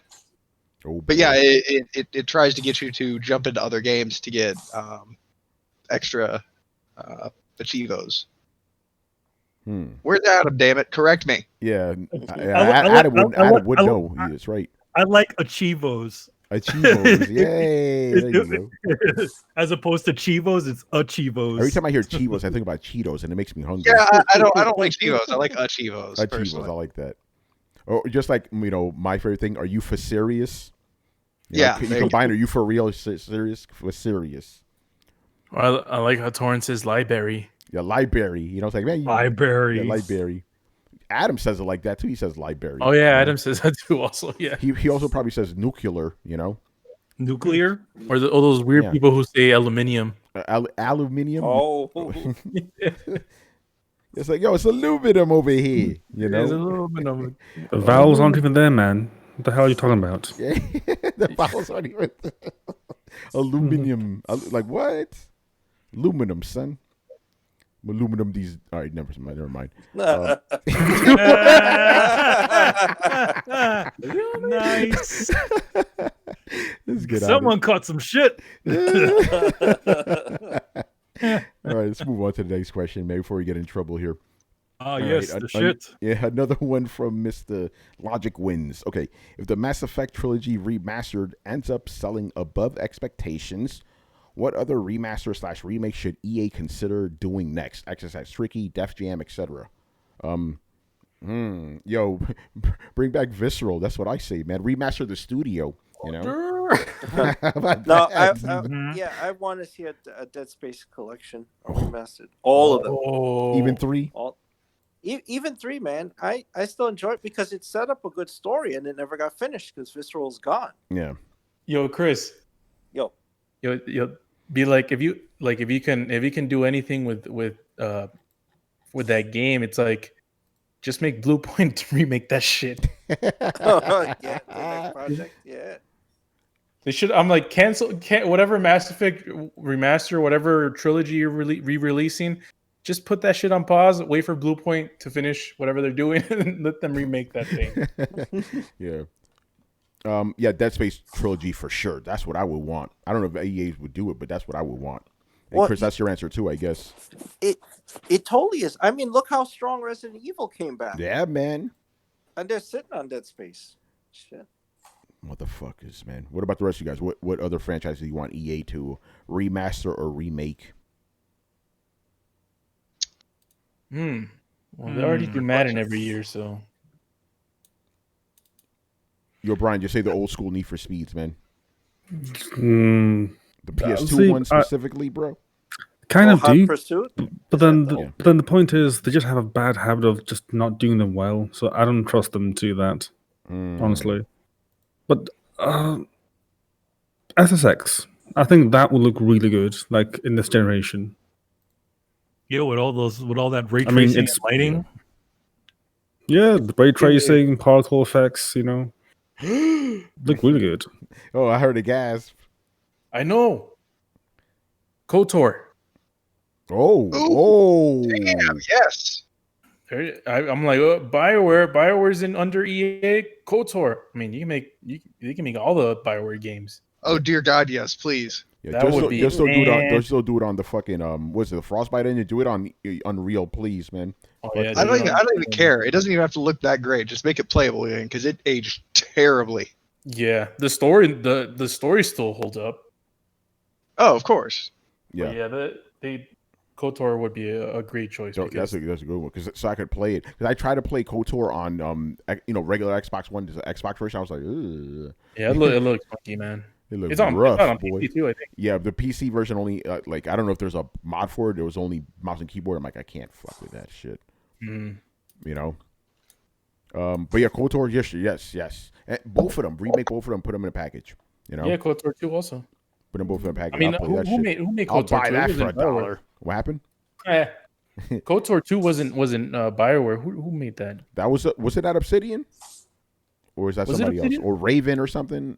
One of those fucking. Yeah, one of those made it. Actually, I think it was because Obsidian was always that company that made sequels when the main company wasn't doing them. EA games, keep them coming, or are we done? KOTOR 2. Let me see who made this. I'm curious. Obsidian, I was right. Yeah, Obsidian. Again, that was always the whole thing. Obsidian's like, hey, we're gonna make the sequel that the real studio didn't want to do. Mm-hmm. Like fucking New Vegas, but their sequel's always beloved by people too. It's like, yeah, this shit is fucking better. All right. Anyway, since we're not getting any answers here, we'll move on to the next question, and this one is from Mr. Damien. What's up, Damien? What's going on, Damien? How you doing? How you enjoying your Xbox Series X, bro? All right. So his only question, he actually asked several questions, but I combined them all into one. They're all the same thing. All right. Sony recently announced Ghost of Tsushima sold 5 million copies. That's very good for a new IP, but Sony hasn't posted sales numbers for The Last of Us 2. Do you think The Last of Us 2 sold better? If it did, why didn't Sony give sales, since we know they love to post sales numbers when they're good? If Ghost of Tsushima did outsell The Last of Us 2, do you think that would be a disappointment? All right, I looked into this. So the only sales numbers I could find for The Last of Us 2, they sold 4 million copies or shipped whatever copies in a week, right? That was back in June when the game came out. We haven't heard shit since, right? So if Sony announced that Ghost of Tsushima sold 5 million copies and we've only know that Last of Us 2 sold 4 million, I don't think it sold over 5 million copies. If it did sell more than 5 million copies, we would have heard about it by now. So I think so I could be wrong, but I think Ghost of Tsushima outsold Last of Us 2. Because again, why wouldn't they announce that Last of Us 2 sold 7 million copies or something? Well, yeah, because I mean, it could have sold 5 million. But I don't think they would tout that because they touted it for Ghost of Tsushima and God of War and Spider-Man and every other game that sells 5 million. But Ghost of Tsushima was a new IP. God of War sold 5 million like in the first week or some crazy shit like that. Horizon Zero Dawn. That's another one. 5 million. Yeah. That's a new. Yeah, that's a new IP as well. But I'm like, remember, this is their darling right here, bro. If go ahead, Carlos. Go ahead, Carlos. If the Last of Us 2 sold 4 million in the first week, and then whatever, it sold 5 million 4 months later, that's not something to brag about, really. Yeah, especially with a franchise that big. So either Ghost of Tsushima sold more than it or sold the same. About this, I think we could say they're probably the same sales wise. I would think it sold more, but maybe not that much more. So yeah. my reasoning, Damien, for them not showing numbers is they probably are kind of not embarrassed. Might not be the word, but they're not super. They're So Carlos, they expected better. Question, because I actually agree with you on this one. So you think, even let's just say for the sake of argument, Last of Us 2 has sold 7 million copies, right? Ghost of Tsushima has sold 5, but they wanted Last of Us 2 to sell more than 7 million. So they were like, how about we just don't say nothing? It could be that. I think that's actually what it is. I also the other question we should be asking is the other 2 new franchises that they also put out. Also, they did not report the numbers of those. Which ones? Death Stranding and Days Gone. That's right. Even though Days Gone did sell surprisingly well, people are like, "What the fuck? This game's selling?" But they never gave a number, which means, which at least from my recollection, they didn't give any numbers. But they never gave any numbers for both Death Stranding and that one. Which my guess is, for the case of Days Gone, it did better than they expected it to do, and I think for Death Stranding, it did worse than they expected it to do. Yeah, and I mean, The Last of Us 2 not only had the controversy, like it sold well out the gate, and not only the controversy didn't help it, but also there weren't, a lot of these games like Uncharted, especially Uncharted 4, they have the console bundle boost. And I don't think The Last of Us 2 had a console bundle. Or at least not a significant push for one. No, they had a console bundle, but nobody liked it. Remember, it had that it had her tattoo on it, and nobody cared for that.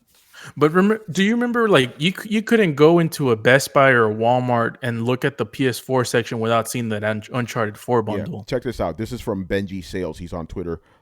This is from January 9th of this year.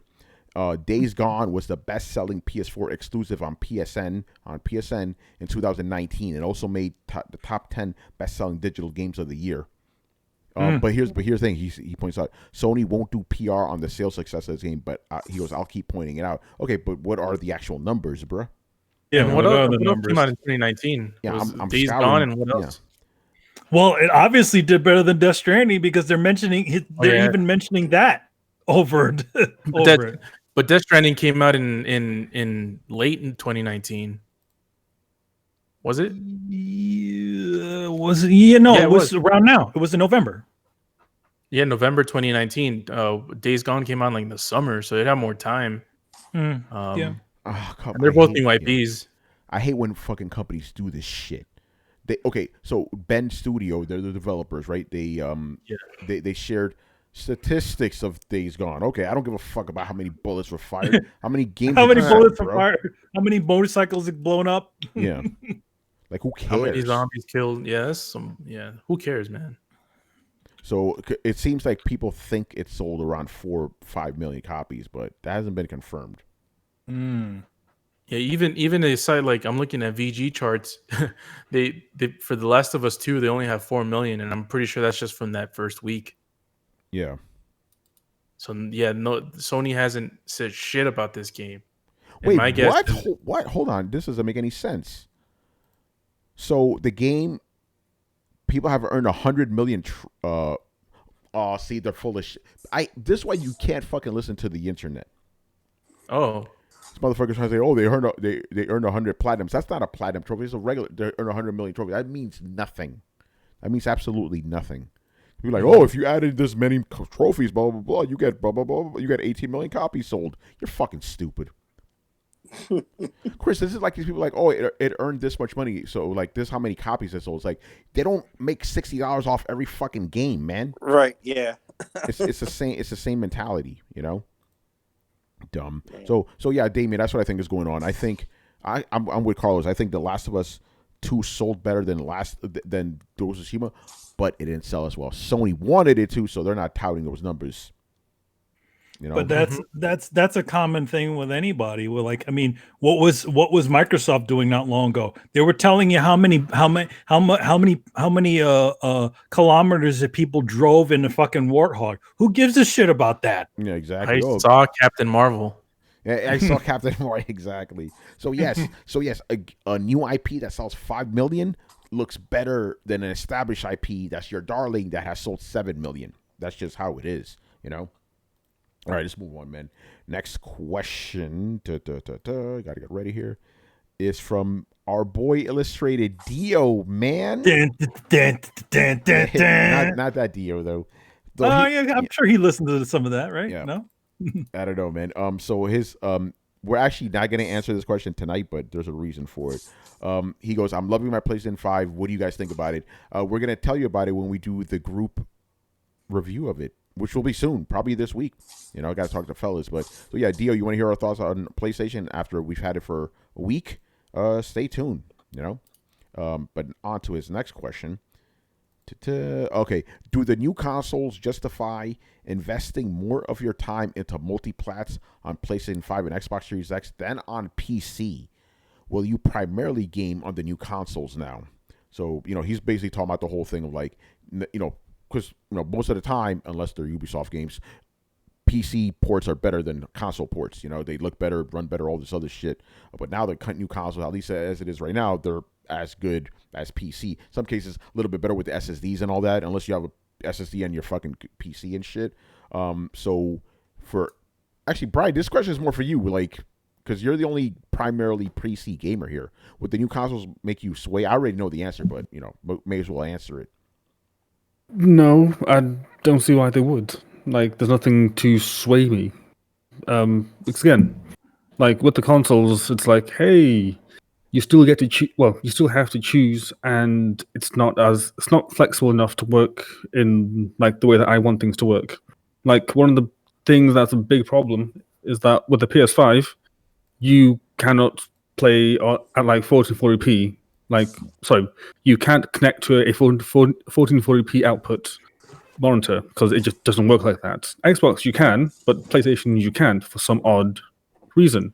And I, like Carlos, have like an ultra wide 1440p monitor. So if I want to play my PS5 on my monitor, then I have to play it at 1080p, which is what's the point, you know?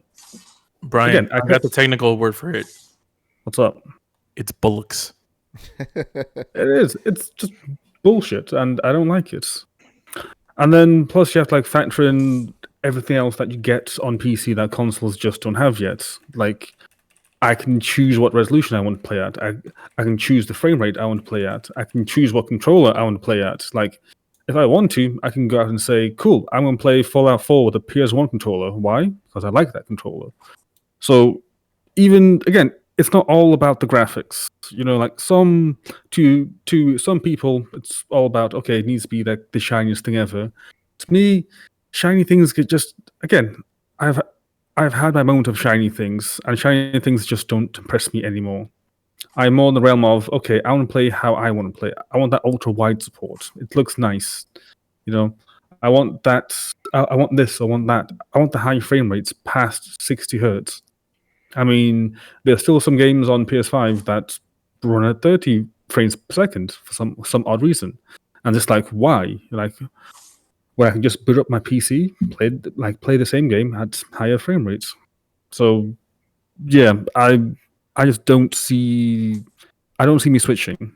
The only thing I can think that will make me play is trophies, but that's about it.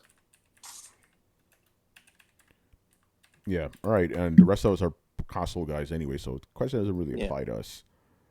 All right, so moving on. But then even you, Tony, like even you said that like you play most of third parties on PC and then just get on PlayStation for the trophies, you know? At the moment, Brian, I'm kind of wavering just because like Assassin's Creed plays better on my PS5 than on my PC. But Brian, when I get that 3080, it's gonna be a different story, bro.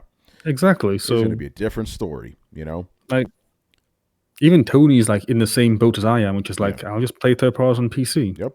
I want see Brian. I want the shiny. I want all the shiny. You know. So I will be on. Yeah, third parties will be on PC.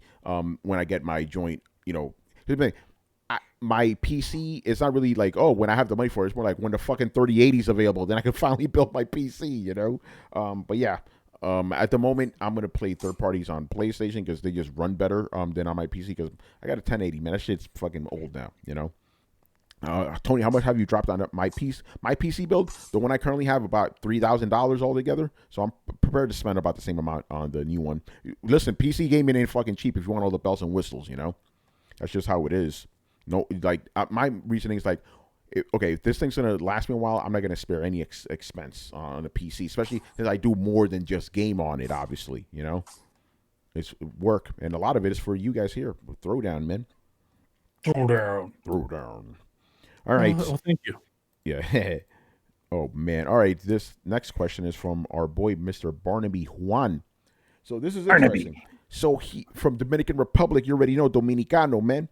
So he DM'd me the other day saying that there's some company organization, I don't know what, that they're taking the quote unquote donations to install PlayStation Plus collection games on your system. And he was like, Tony, what do you think about this? Is this legit? And I said, no, stay away from anything like that, bruh. So that's his question. It's like, he's like, is this thing real or not? No, they're trying to steal your fucking money and your PlayStation account. Don't do it. If you guys have seen anything like that, stay the fuck away. Please. Wow. You know? So yeah, I mean, his question: what do you think about the guys, the businesses that are taking place, you know, installing the PS collection for donations? No. Stay away from any of that stuff. It's a scam. Yeah, it's a scam, pure scam, people. So this is our PSA: stay away from that shit. If you get a DM or whatever on PlayStation that tells you, "Hey, do you want to upgrade to the PSNow collection? Donate this amount of money, and you'll get." No. Stay don't away. do it. Stay the fuck away, please, man. If not, Manny's gonna come and slap you. Don't do it. I mean, yeah, you know, it might take a while for me to slap you. Yeah, you might already lose your money by the time true. I get there. You would also be compromising your information because I'd have to also find out your address somehow. Yes. Yeah, but seriously, people, if you get a message like that, ignore it. Delete and ignore it. You're ripping you off. They're ripping you off, man. It's and you're not gonna get shit either, you know. It's unfortunate that people sort of fall for that sort of information, but at the same time, you know, it's also the fault of big companies like Sony for not making this information stupidly available. Yeah. Why the fuck do you got to go through a bunch of loops to find out what something does or what something is, right? Yeah. I mean, granted, like, yeah, we know that all you need to do is just install PlayStation Now and then apply for the service. But we know, but not everybody knows that. Yeah. So yeah, there you go. Stay away from that shit, people. It's like that thing. It's like when people like. It's like back in the day when they had those people that would like, hey, pay me to teach you how to use your cell phone. Shit like that. Like for old people, right? So, yeah. You know what I think Sony should really look into is the spam messages on PlayStation. Like, I think they need to add some sort of filter, like how Facebook has, where only certain people can send you messages, because it just gets really annoying. Because the other day I was going through my stuff, right, and then I was just seeing a bunch of messages from people with no profile IDs or anything, so profile pictures. Just one message saying, "Hey, how you doing?" It's like, yeah, clear spam. I don't know you. So they really need to have some sort of restriction on that, because it's pretty annoying. You know what you do, right? And it's part of the reason why Tony couldn't find me on there. I have myself unlisted on the PlayStation Network. Oh, that's why. You can literally unlist yourself. It's like fucking having a phone, like an unlisted phone number. It's so stupid. But yeah, you can have it set to where only friends can message you, or you could just have you unlisted from any searches. Because that's what they're doing. They're running a bot that's probably looking for open names, and then they start sending you the spam. crazy. All right, man. Next question. All right, Black Metal Gamer, what's going on, man? Black. His first question is, what retro games would you like to see get a haptic feedback update? He goes, I'd love to see House of the Dead. It'd be pretty crazy. You know what would be fun? You know, retro games, like imagine a beat 'em up and like Streets of Rage, and every hit, like it feels different depending on the type of thug you're beating up on and the moves you do, you know? That'd be kind of interesting. So that's mine too. Streets of Rage. Get haptic feedback. Bring back the bouncer and give it haptic feedback. Yeah. There you go. Well, oh wait, you know what? No, the PlayStation, the new PlayStation doesn't have pressure sensitive buttons, does it? I don't think it does. No. Okay, so you can't bring back the bouncer, unfortunately. Boo. because the one feature from the PlayStation 2 that never came over was the pressure sensitive buttons on the surface. So it had different levels of them. So you could, like, if you tapped it, if you lightly hit it, it would do a different move than when you would press it harder. Kind of like the way the triggers work on the top, but the face buttons were also pressure sensitive too. Yeah. Right. What about the rest of you guys? Go ahead, Tony, yeah. what do you class as retro exactly? Because again, it's 2020 now. Oh yeah, so PS2 games are retro as well now. So there you go. Yeah, that's why I said here's the one bouncer. that I think would make so much sense. Gears of War. Yeah. With the chainsaw. Wait, that's not retro yet. It's, for the sake of argument, Tony, Okay, just put sure, it in there. Sure. Okay, I'll humor you. Go ahead, Brian. Yeah, for the sake of argument, I'll argue against your argument. Yeah, Brian. no, but Brian has that new voice right now, bro. You're good, man. Go ahead. Come on, Tony. Like, do you not tell me that you don't think that those two things will go so well together? Oh no, they would. I'm not arguing that part. I'm just arguing the retro part. But the chainsaw would be fucking crazy with haptic feedback, man. Like you could actually feel the chunks and shit. Like, you know, oh, that'd be crazy. I'm with you on that one. And then when you shove that fucking thing into like a, oh, dude, yeah, that'd be nuts. I'm with you. I like that, Brian. By the way, hey, remember that question we asked, like, what Microsoft games should get haptic feedback? There you go. Gears of War. Unless Adam already said that. Hey, Gears. All right, Chris, retro game, haptic feedback. I got one for you, Chris. Demon Souls. That shit don't got no haptic feedback, man. What it does, so if you use the bow, well, there you go. There's tension. There's tension in the triggers. Never mind then. That shows what I know. I never used a fucking bow. So there you go. Okay, so yeah, retro games, 20 years old. Let me see. A retro game is 20 years old. The Demon Souls would not be a retro game either. No, it wouldn't count. I don't know. I mean, I guess if you update it, well, they had Street Fighter 2 Anniversary Collection with the online multiplayer. Yeah. If the moves had some kind of haptic feedback, if you feel the blows and stuff, that'd be crazy. You can feel the heat from a Hadouken. Oh yeah, we don't do. we don't feel temperature on that, man. That would be cool though. It's like when you do a specific move, like like for example, like if you're playing like maybe X-Merge or Street Fighter or something, like you're a Storm, you actually feel the rain and shit and the wind, you know? Yeah. That'd be crazy. Oh, what's going on?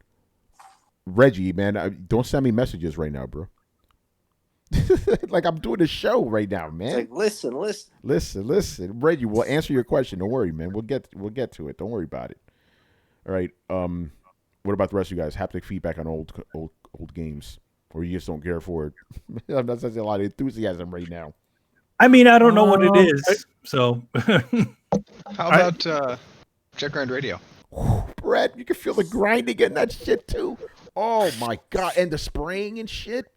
Mm-hmm. Hold on, you're fucking me up right now, man.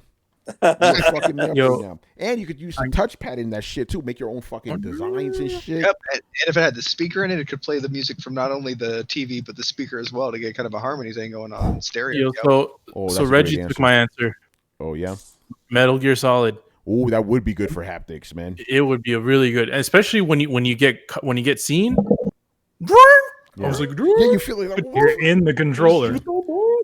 My bad, Reggie. When he said MSG, I was like, message, man. Don't message me right now, man. I'm doing a show, baby. Well, Talking about Metal Gear Solid. What's MGS? So Yeah. Oh, yeah. Did he say MSG. did I read that wrong?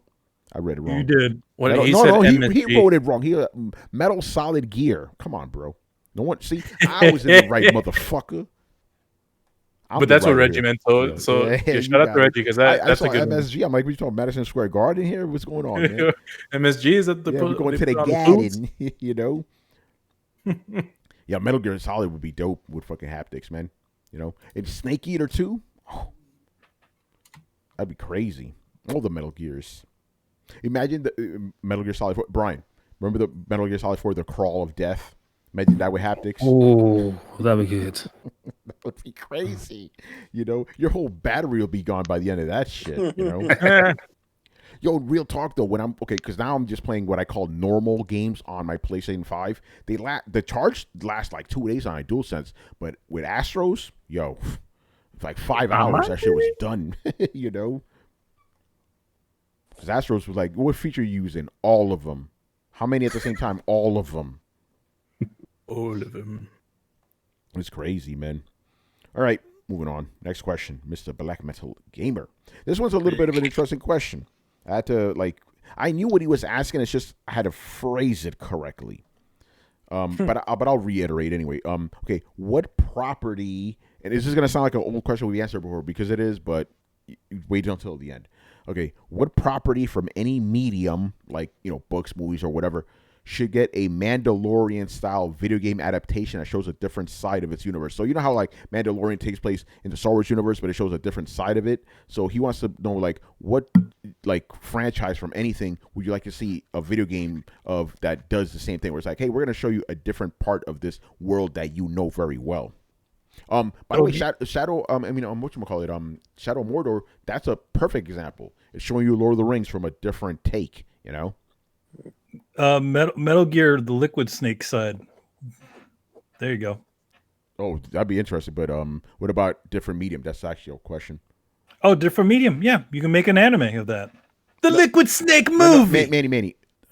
Different medium to make into a video game. Oh, different medium to make into a video game. But showcasing something that wasn't shown in the actual medium itself. Oh, you mean kind of like the way the Enter the Matrix game was? Yeah, where it's essentially you play like Niobe and Balak or whatever his name is. Something like that. Yes. I mean, I got my answer already. Go ahead. I'm not thinking. Okay, how about a Terminator game? Because I wanted this from Terminator Salvation. We didn't fucking really get this. I want a Terminator game that takes place in the future. Show us that you play as Kyle Reese the whole fucking game. That would be crazy, And then it ends with you going back in time. That's what I was about to say. Kyle Reese is in the present also. Yeah, but I'm saying just Kyle Reese growing up in that world and shit, Oh, okay.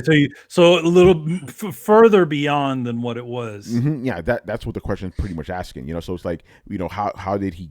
Actually, the game could start with, because remember Kyle Reese, he lived in the regular world and then he saw Judgment Day happen when he was a kid, right? So go through all of that, a big battle with Skynet, actually the final battle will be against Skynet, because remember they beat Skynet in the future, and then it's like, oh, Skynet said fuck this, I'm gonna send somebody into the past, and then he goes back in time, and that's where the game ends. So yeah, that's my answer. Terminator, Kyle Reese's story. That's what I'm calling it. So it's gonna be like a big brother, little brother thing with John Connor. Yeah, John Connor will be there. He'll be like one of your main, he'll be your mentor basically. He'll be like your Sully. Yeah, exactly. Yeah, because it's funny you said, because I'm literally thinking about this like an Uncharted type of game. Mm-hmm. Probably a little bit closer more to Gears of War, to be honest. And you got to fight those robots and shit. Oh, be good. You're chilling, you have a chill scene and shit. You're just talking, the fucking dogs start barking like, oh, fucking Terminators here, bruh. Mm-hmm. Them German shepherds. Dun, dun, dun, dun. Yeah. All right. So that's my answer. What about you, Carlos? Now that we know how to answer the question, what would you pick? Man, I would say It's because the first thing that and the obvious thing for me is like anime, but there's a lot of anime adaptation of games. They're just not good. Yeah. So how about a good one? Yes, yeah. So a good one. Yeah, good. You know, a good one. So this let's with get that a good caveat, One it's a Piece good game. one. Yeah, it's a good one. Yeah, so, you can. Yeah. Get something from One Piece and make it a different story, or maybe even Demon Slayer. Demon Slayer is a pretty, or Attack on Titan. You know, you can do spin-offs of those stories and add more to the lore. Evan? Can we get From Software to do the Attack on Titan game? Yes. Because we already have an Attack on Titan game, and that shit. Yeah, there you go. You could do that. So Brett, no, From Software. Excuse me. no. For me, it's gonna be Insomniac. Oh, because of the swinging. that would be good. Yeah. Ooh, yeah. That would be good. Good. But let From Software work on the combat. They can do that. Platinum Games for the combat. Oh, that's a good one. See, now it's an entirely different game. It's all flash, no substance. All right, who invited Brett into this chat? Yeah. But for the combat, that's the whole point. Like, whole combat is meant to be flash. I mean, experience. That's fine. Let's say it can be like a combined effort. You know, you have Insomniac for the swinging parts, Platinum Games for the combat parts. Who writes good stories? Yeah, but see, here's the thing. Like, there isn't a bunch of like multi-slash attack combo, surge breaker explosion light beams everywhere kind of fucking attacks in Attack on Titan. That is true. And then Levi? one slash. Like, have you seen the stuff with Captain Levi? That's Okay, pretty damn flash, bro. Yeah, but still, that he's not doing these multi-hit combos. It's about spacing and timing. Oh, you haven't caught up, huh? Yo, he is the maybe he doesn't know yet. Don't spoil, man. Don't spoil, motherfuckers. Yo, man. I guess you don't know the way, Brett. Apparently not. Levi does some crazy ass shit, man. No. I know Levi does some crazy ass shit. You don't need to hit a Titan more than once if you hit him right, though. Yeah, and like he turned into a human saw blade and went through him. That was pretty dope. But yeah, I think saying, like they're two different types of combat. I love them both. I think the Soulsborne combat mixed with the swing would be best on that guy. But the Soulsborne fucking hit. The thing that I'm wondering is the Soulsborne combat lend itself to fast pacing? Because the pace that Sekiro did it. Would be super fast. Sekiro did it. But do they swing like that? Like, is it at that speed? That's the part. I mean, that's the swinging from Spider-Man would be the speed that you'd be at. We were way off the rails now, but I'm fine with that. Yeah, I don't even know what the question was anymore. Which property deserves a game adaptation? Yeah. Man, you have an answer now? Which property deserves a game adaptation? From a different angle, not got to be from a different angle. That's the picker. Yeah. I don't know. I mean, to be honest, like whenever we're talking about adaptations of things from other franchises, they're usually pretty lousy. They are, but it's a good one, man. Hypothetical question. Make it good. It's just a good one. Make it a good one. I don't know. I really don't care. Damn. To be honest. Sorry. I mean, to be honest, I'd much rather just, why do I really need to explore deeper into the world? I don't know. I really don't. If it, again, I just can't. I'm just not. Maybe I'm not feeling creative, but I don't really think it'll work. Yeah. All right. Who hasn't gone yet? No, I did go. All right. Go ahead, man. You know what? I would say, because Star Trek games usually suck. I would say if you did kind of a Mass Effect type game, looking at the career of canon James T. Kirk, not the Kelvin one, not the Abrams shit, the canon one, the real shit, yeah. Yes, and you do the Kobayashi Maru test he did, and you serve on the Farragut before it gets destroyed, and you work his career up to when he gets the Enterprise. That would be a cool game if somebody could pull that off. That'd and you be see awesome. his young life, the real one, not the Abrams movies. And it was good, the Abrams movies. Fuck the Abrams movies. Yeah, I like that. That's Yeah, what the real life of James T. Kirk. You know, Right? Yeah. that'd be Yeah, awesome. I can imagine that there's a few people that don't like the idea of having to improve your skills and work hard in life to get something out of it. Oh shit. Certain people won't like that. Oh man. By the way, this is a quick aside. One of the things that like impressed me about like Star Trek initially was like, hold on, they're from the future, but they have regular people names. Because remember, like back then, like every like people in the future always had like, this is Astro, Galaxytron or something crazy, So like, oh yeah, This is Gricknack. Yeah.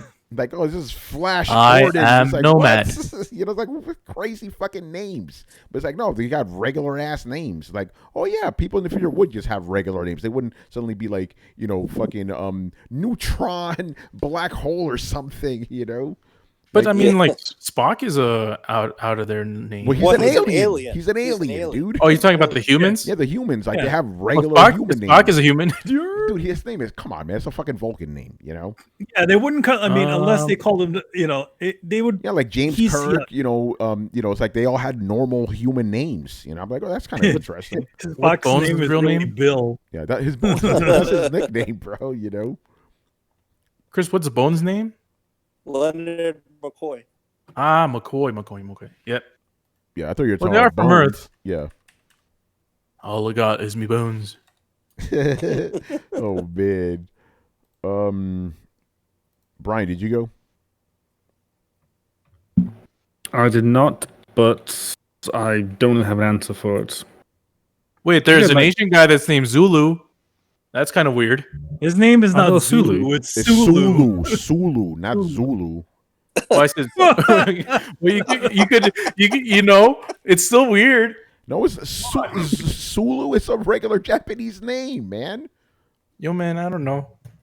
Never heard of it. That's a regular Japanese name. What are you talking everybody- about? I'm gonna bust out an Adam. If I ever heard it, I don't believe it.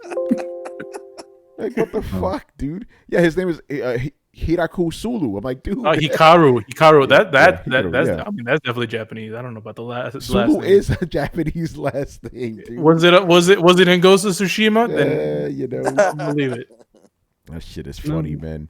I guess I'll just go with Tony's answer, like a Terminator game, because I feel like it is such a ripe property and IP for a video game. It's unbelievable. I mean, it's you just destroying robots.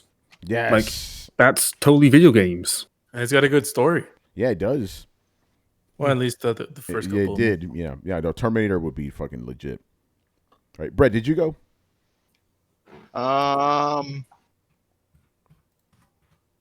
No, but I forgot what it was now. Damn it. Oh, God damn it. Well, if it comes to you, you let me know.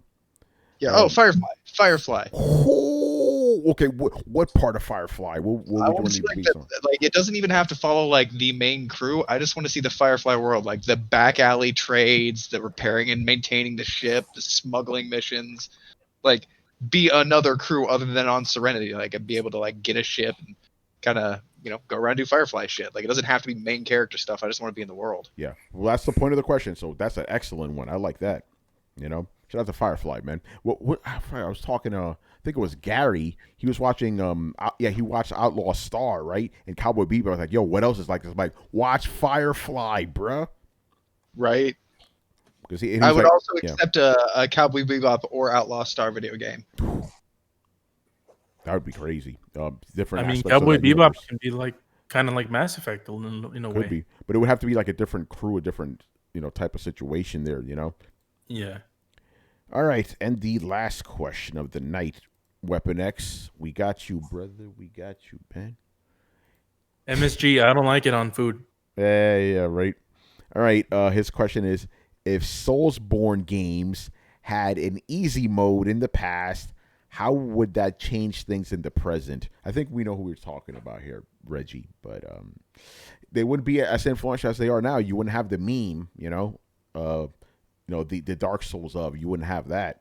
They wouldn't have the whole reason those games are so like beloved is because they're fucking challenging, but they're fair.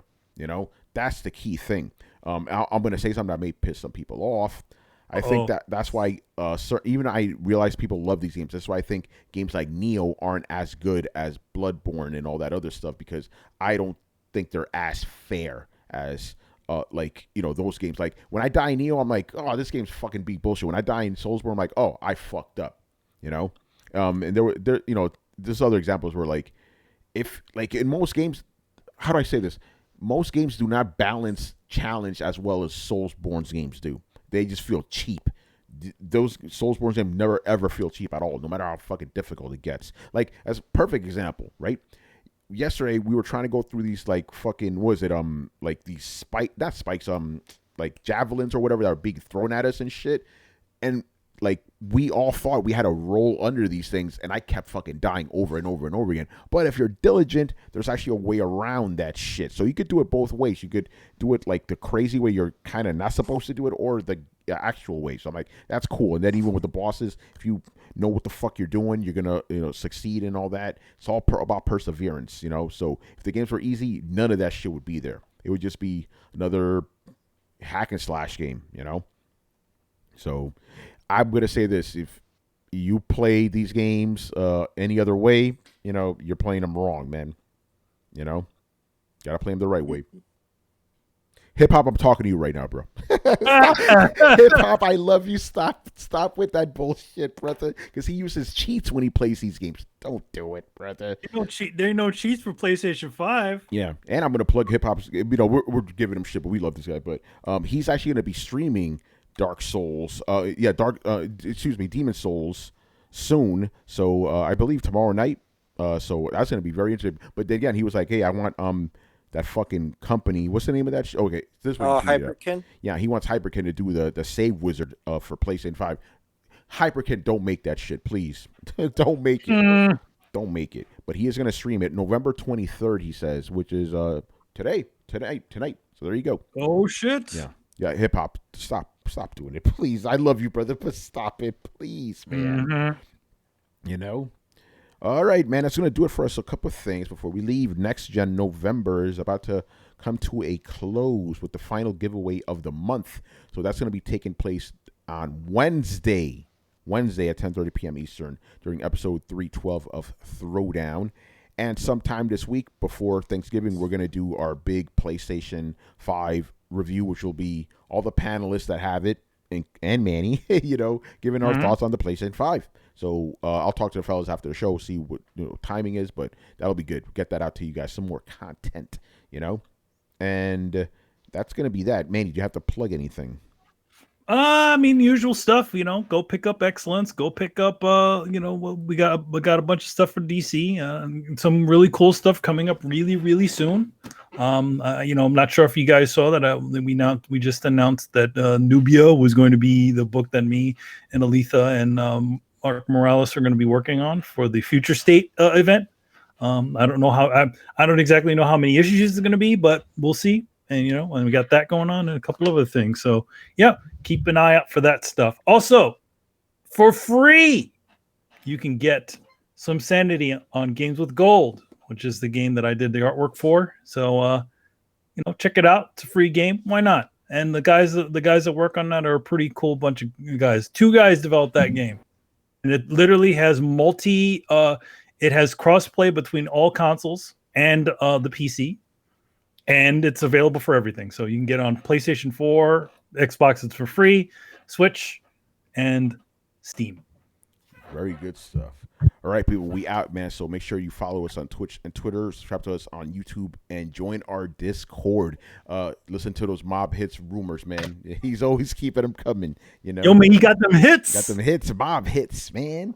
All right, you can find us on any podcast app by searching for Throwdown Show. We're on so many podcast apps, I don't even know half of them. I'm like, we're out there? What the fuck? How do we get on there? It's just, we're everywhere right now, And you can also visit throwdownshow.com to see a listing of all the podcast apps and to listen to past episodes. Links to everything down in the description. So once again, our show is Tony Polanco, and tonight I was joined by Emilio Lopez. See you later, guys. Chris Seeley. Hey, take care, everyone. Carlos Romero. Yeah, make sure to watch the I Am Negan podcast. We just talked about the world beyond episode 14, and it's gonna be crazy. Brett Murdoch It's been real, people. and Brian Monjoma. Yeah, it's been fun, people. All right, people. We'll see you on Wednesday. Later. Later. Latest. Deuces.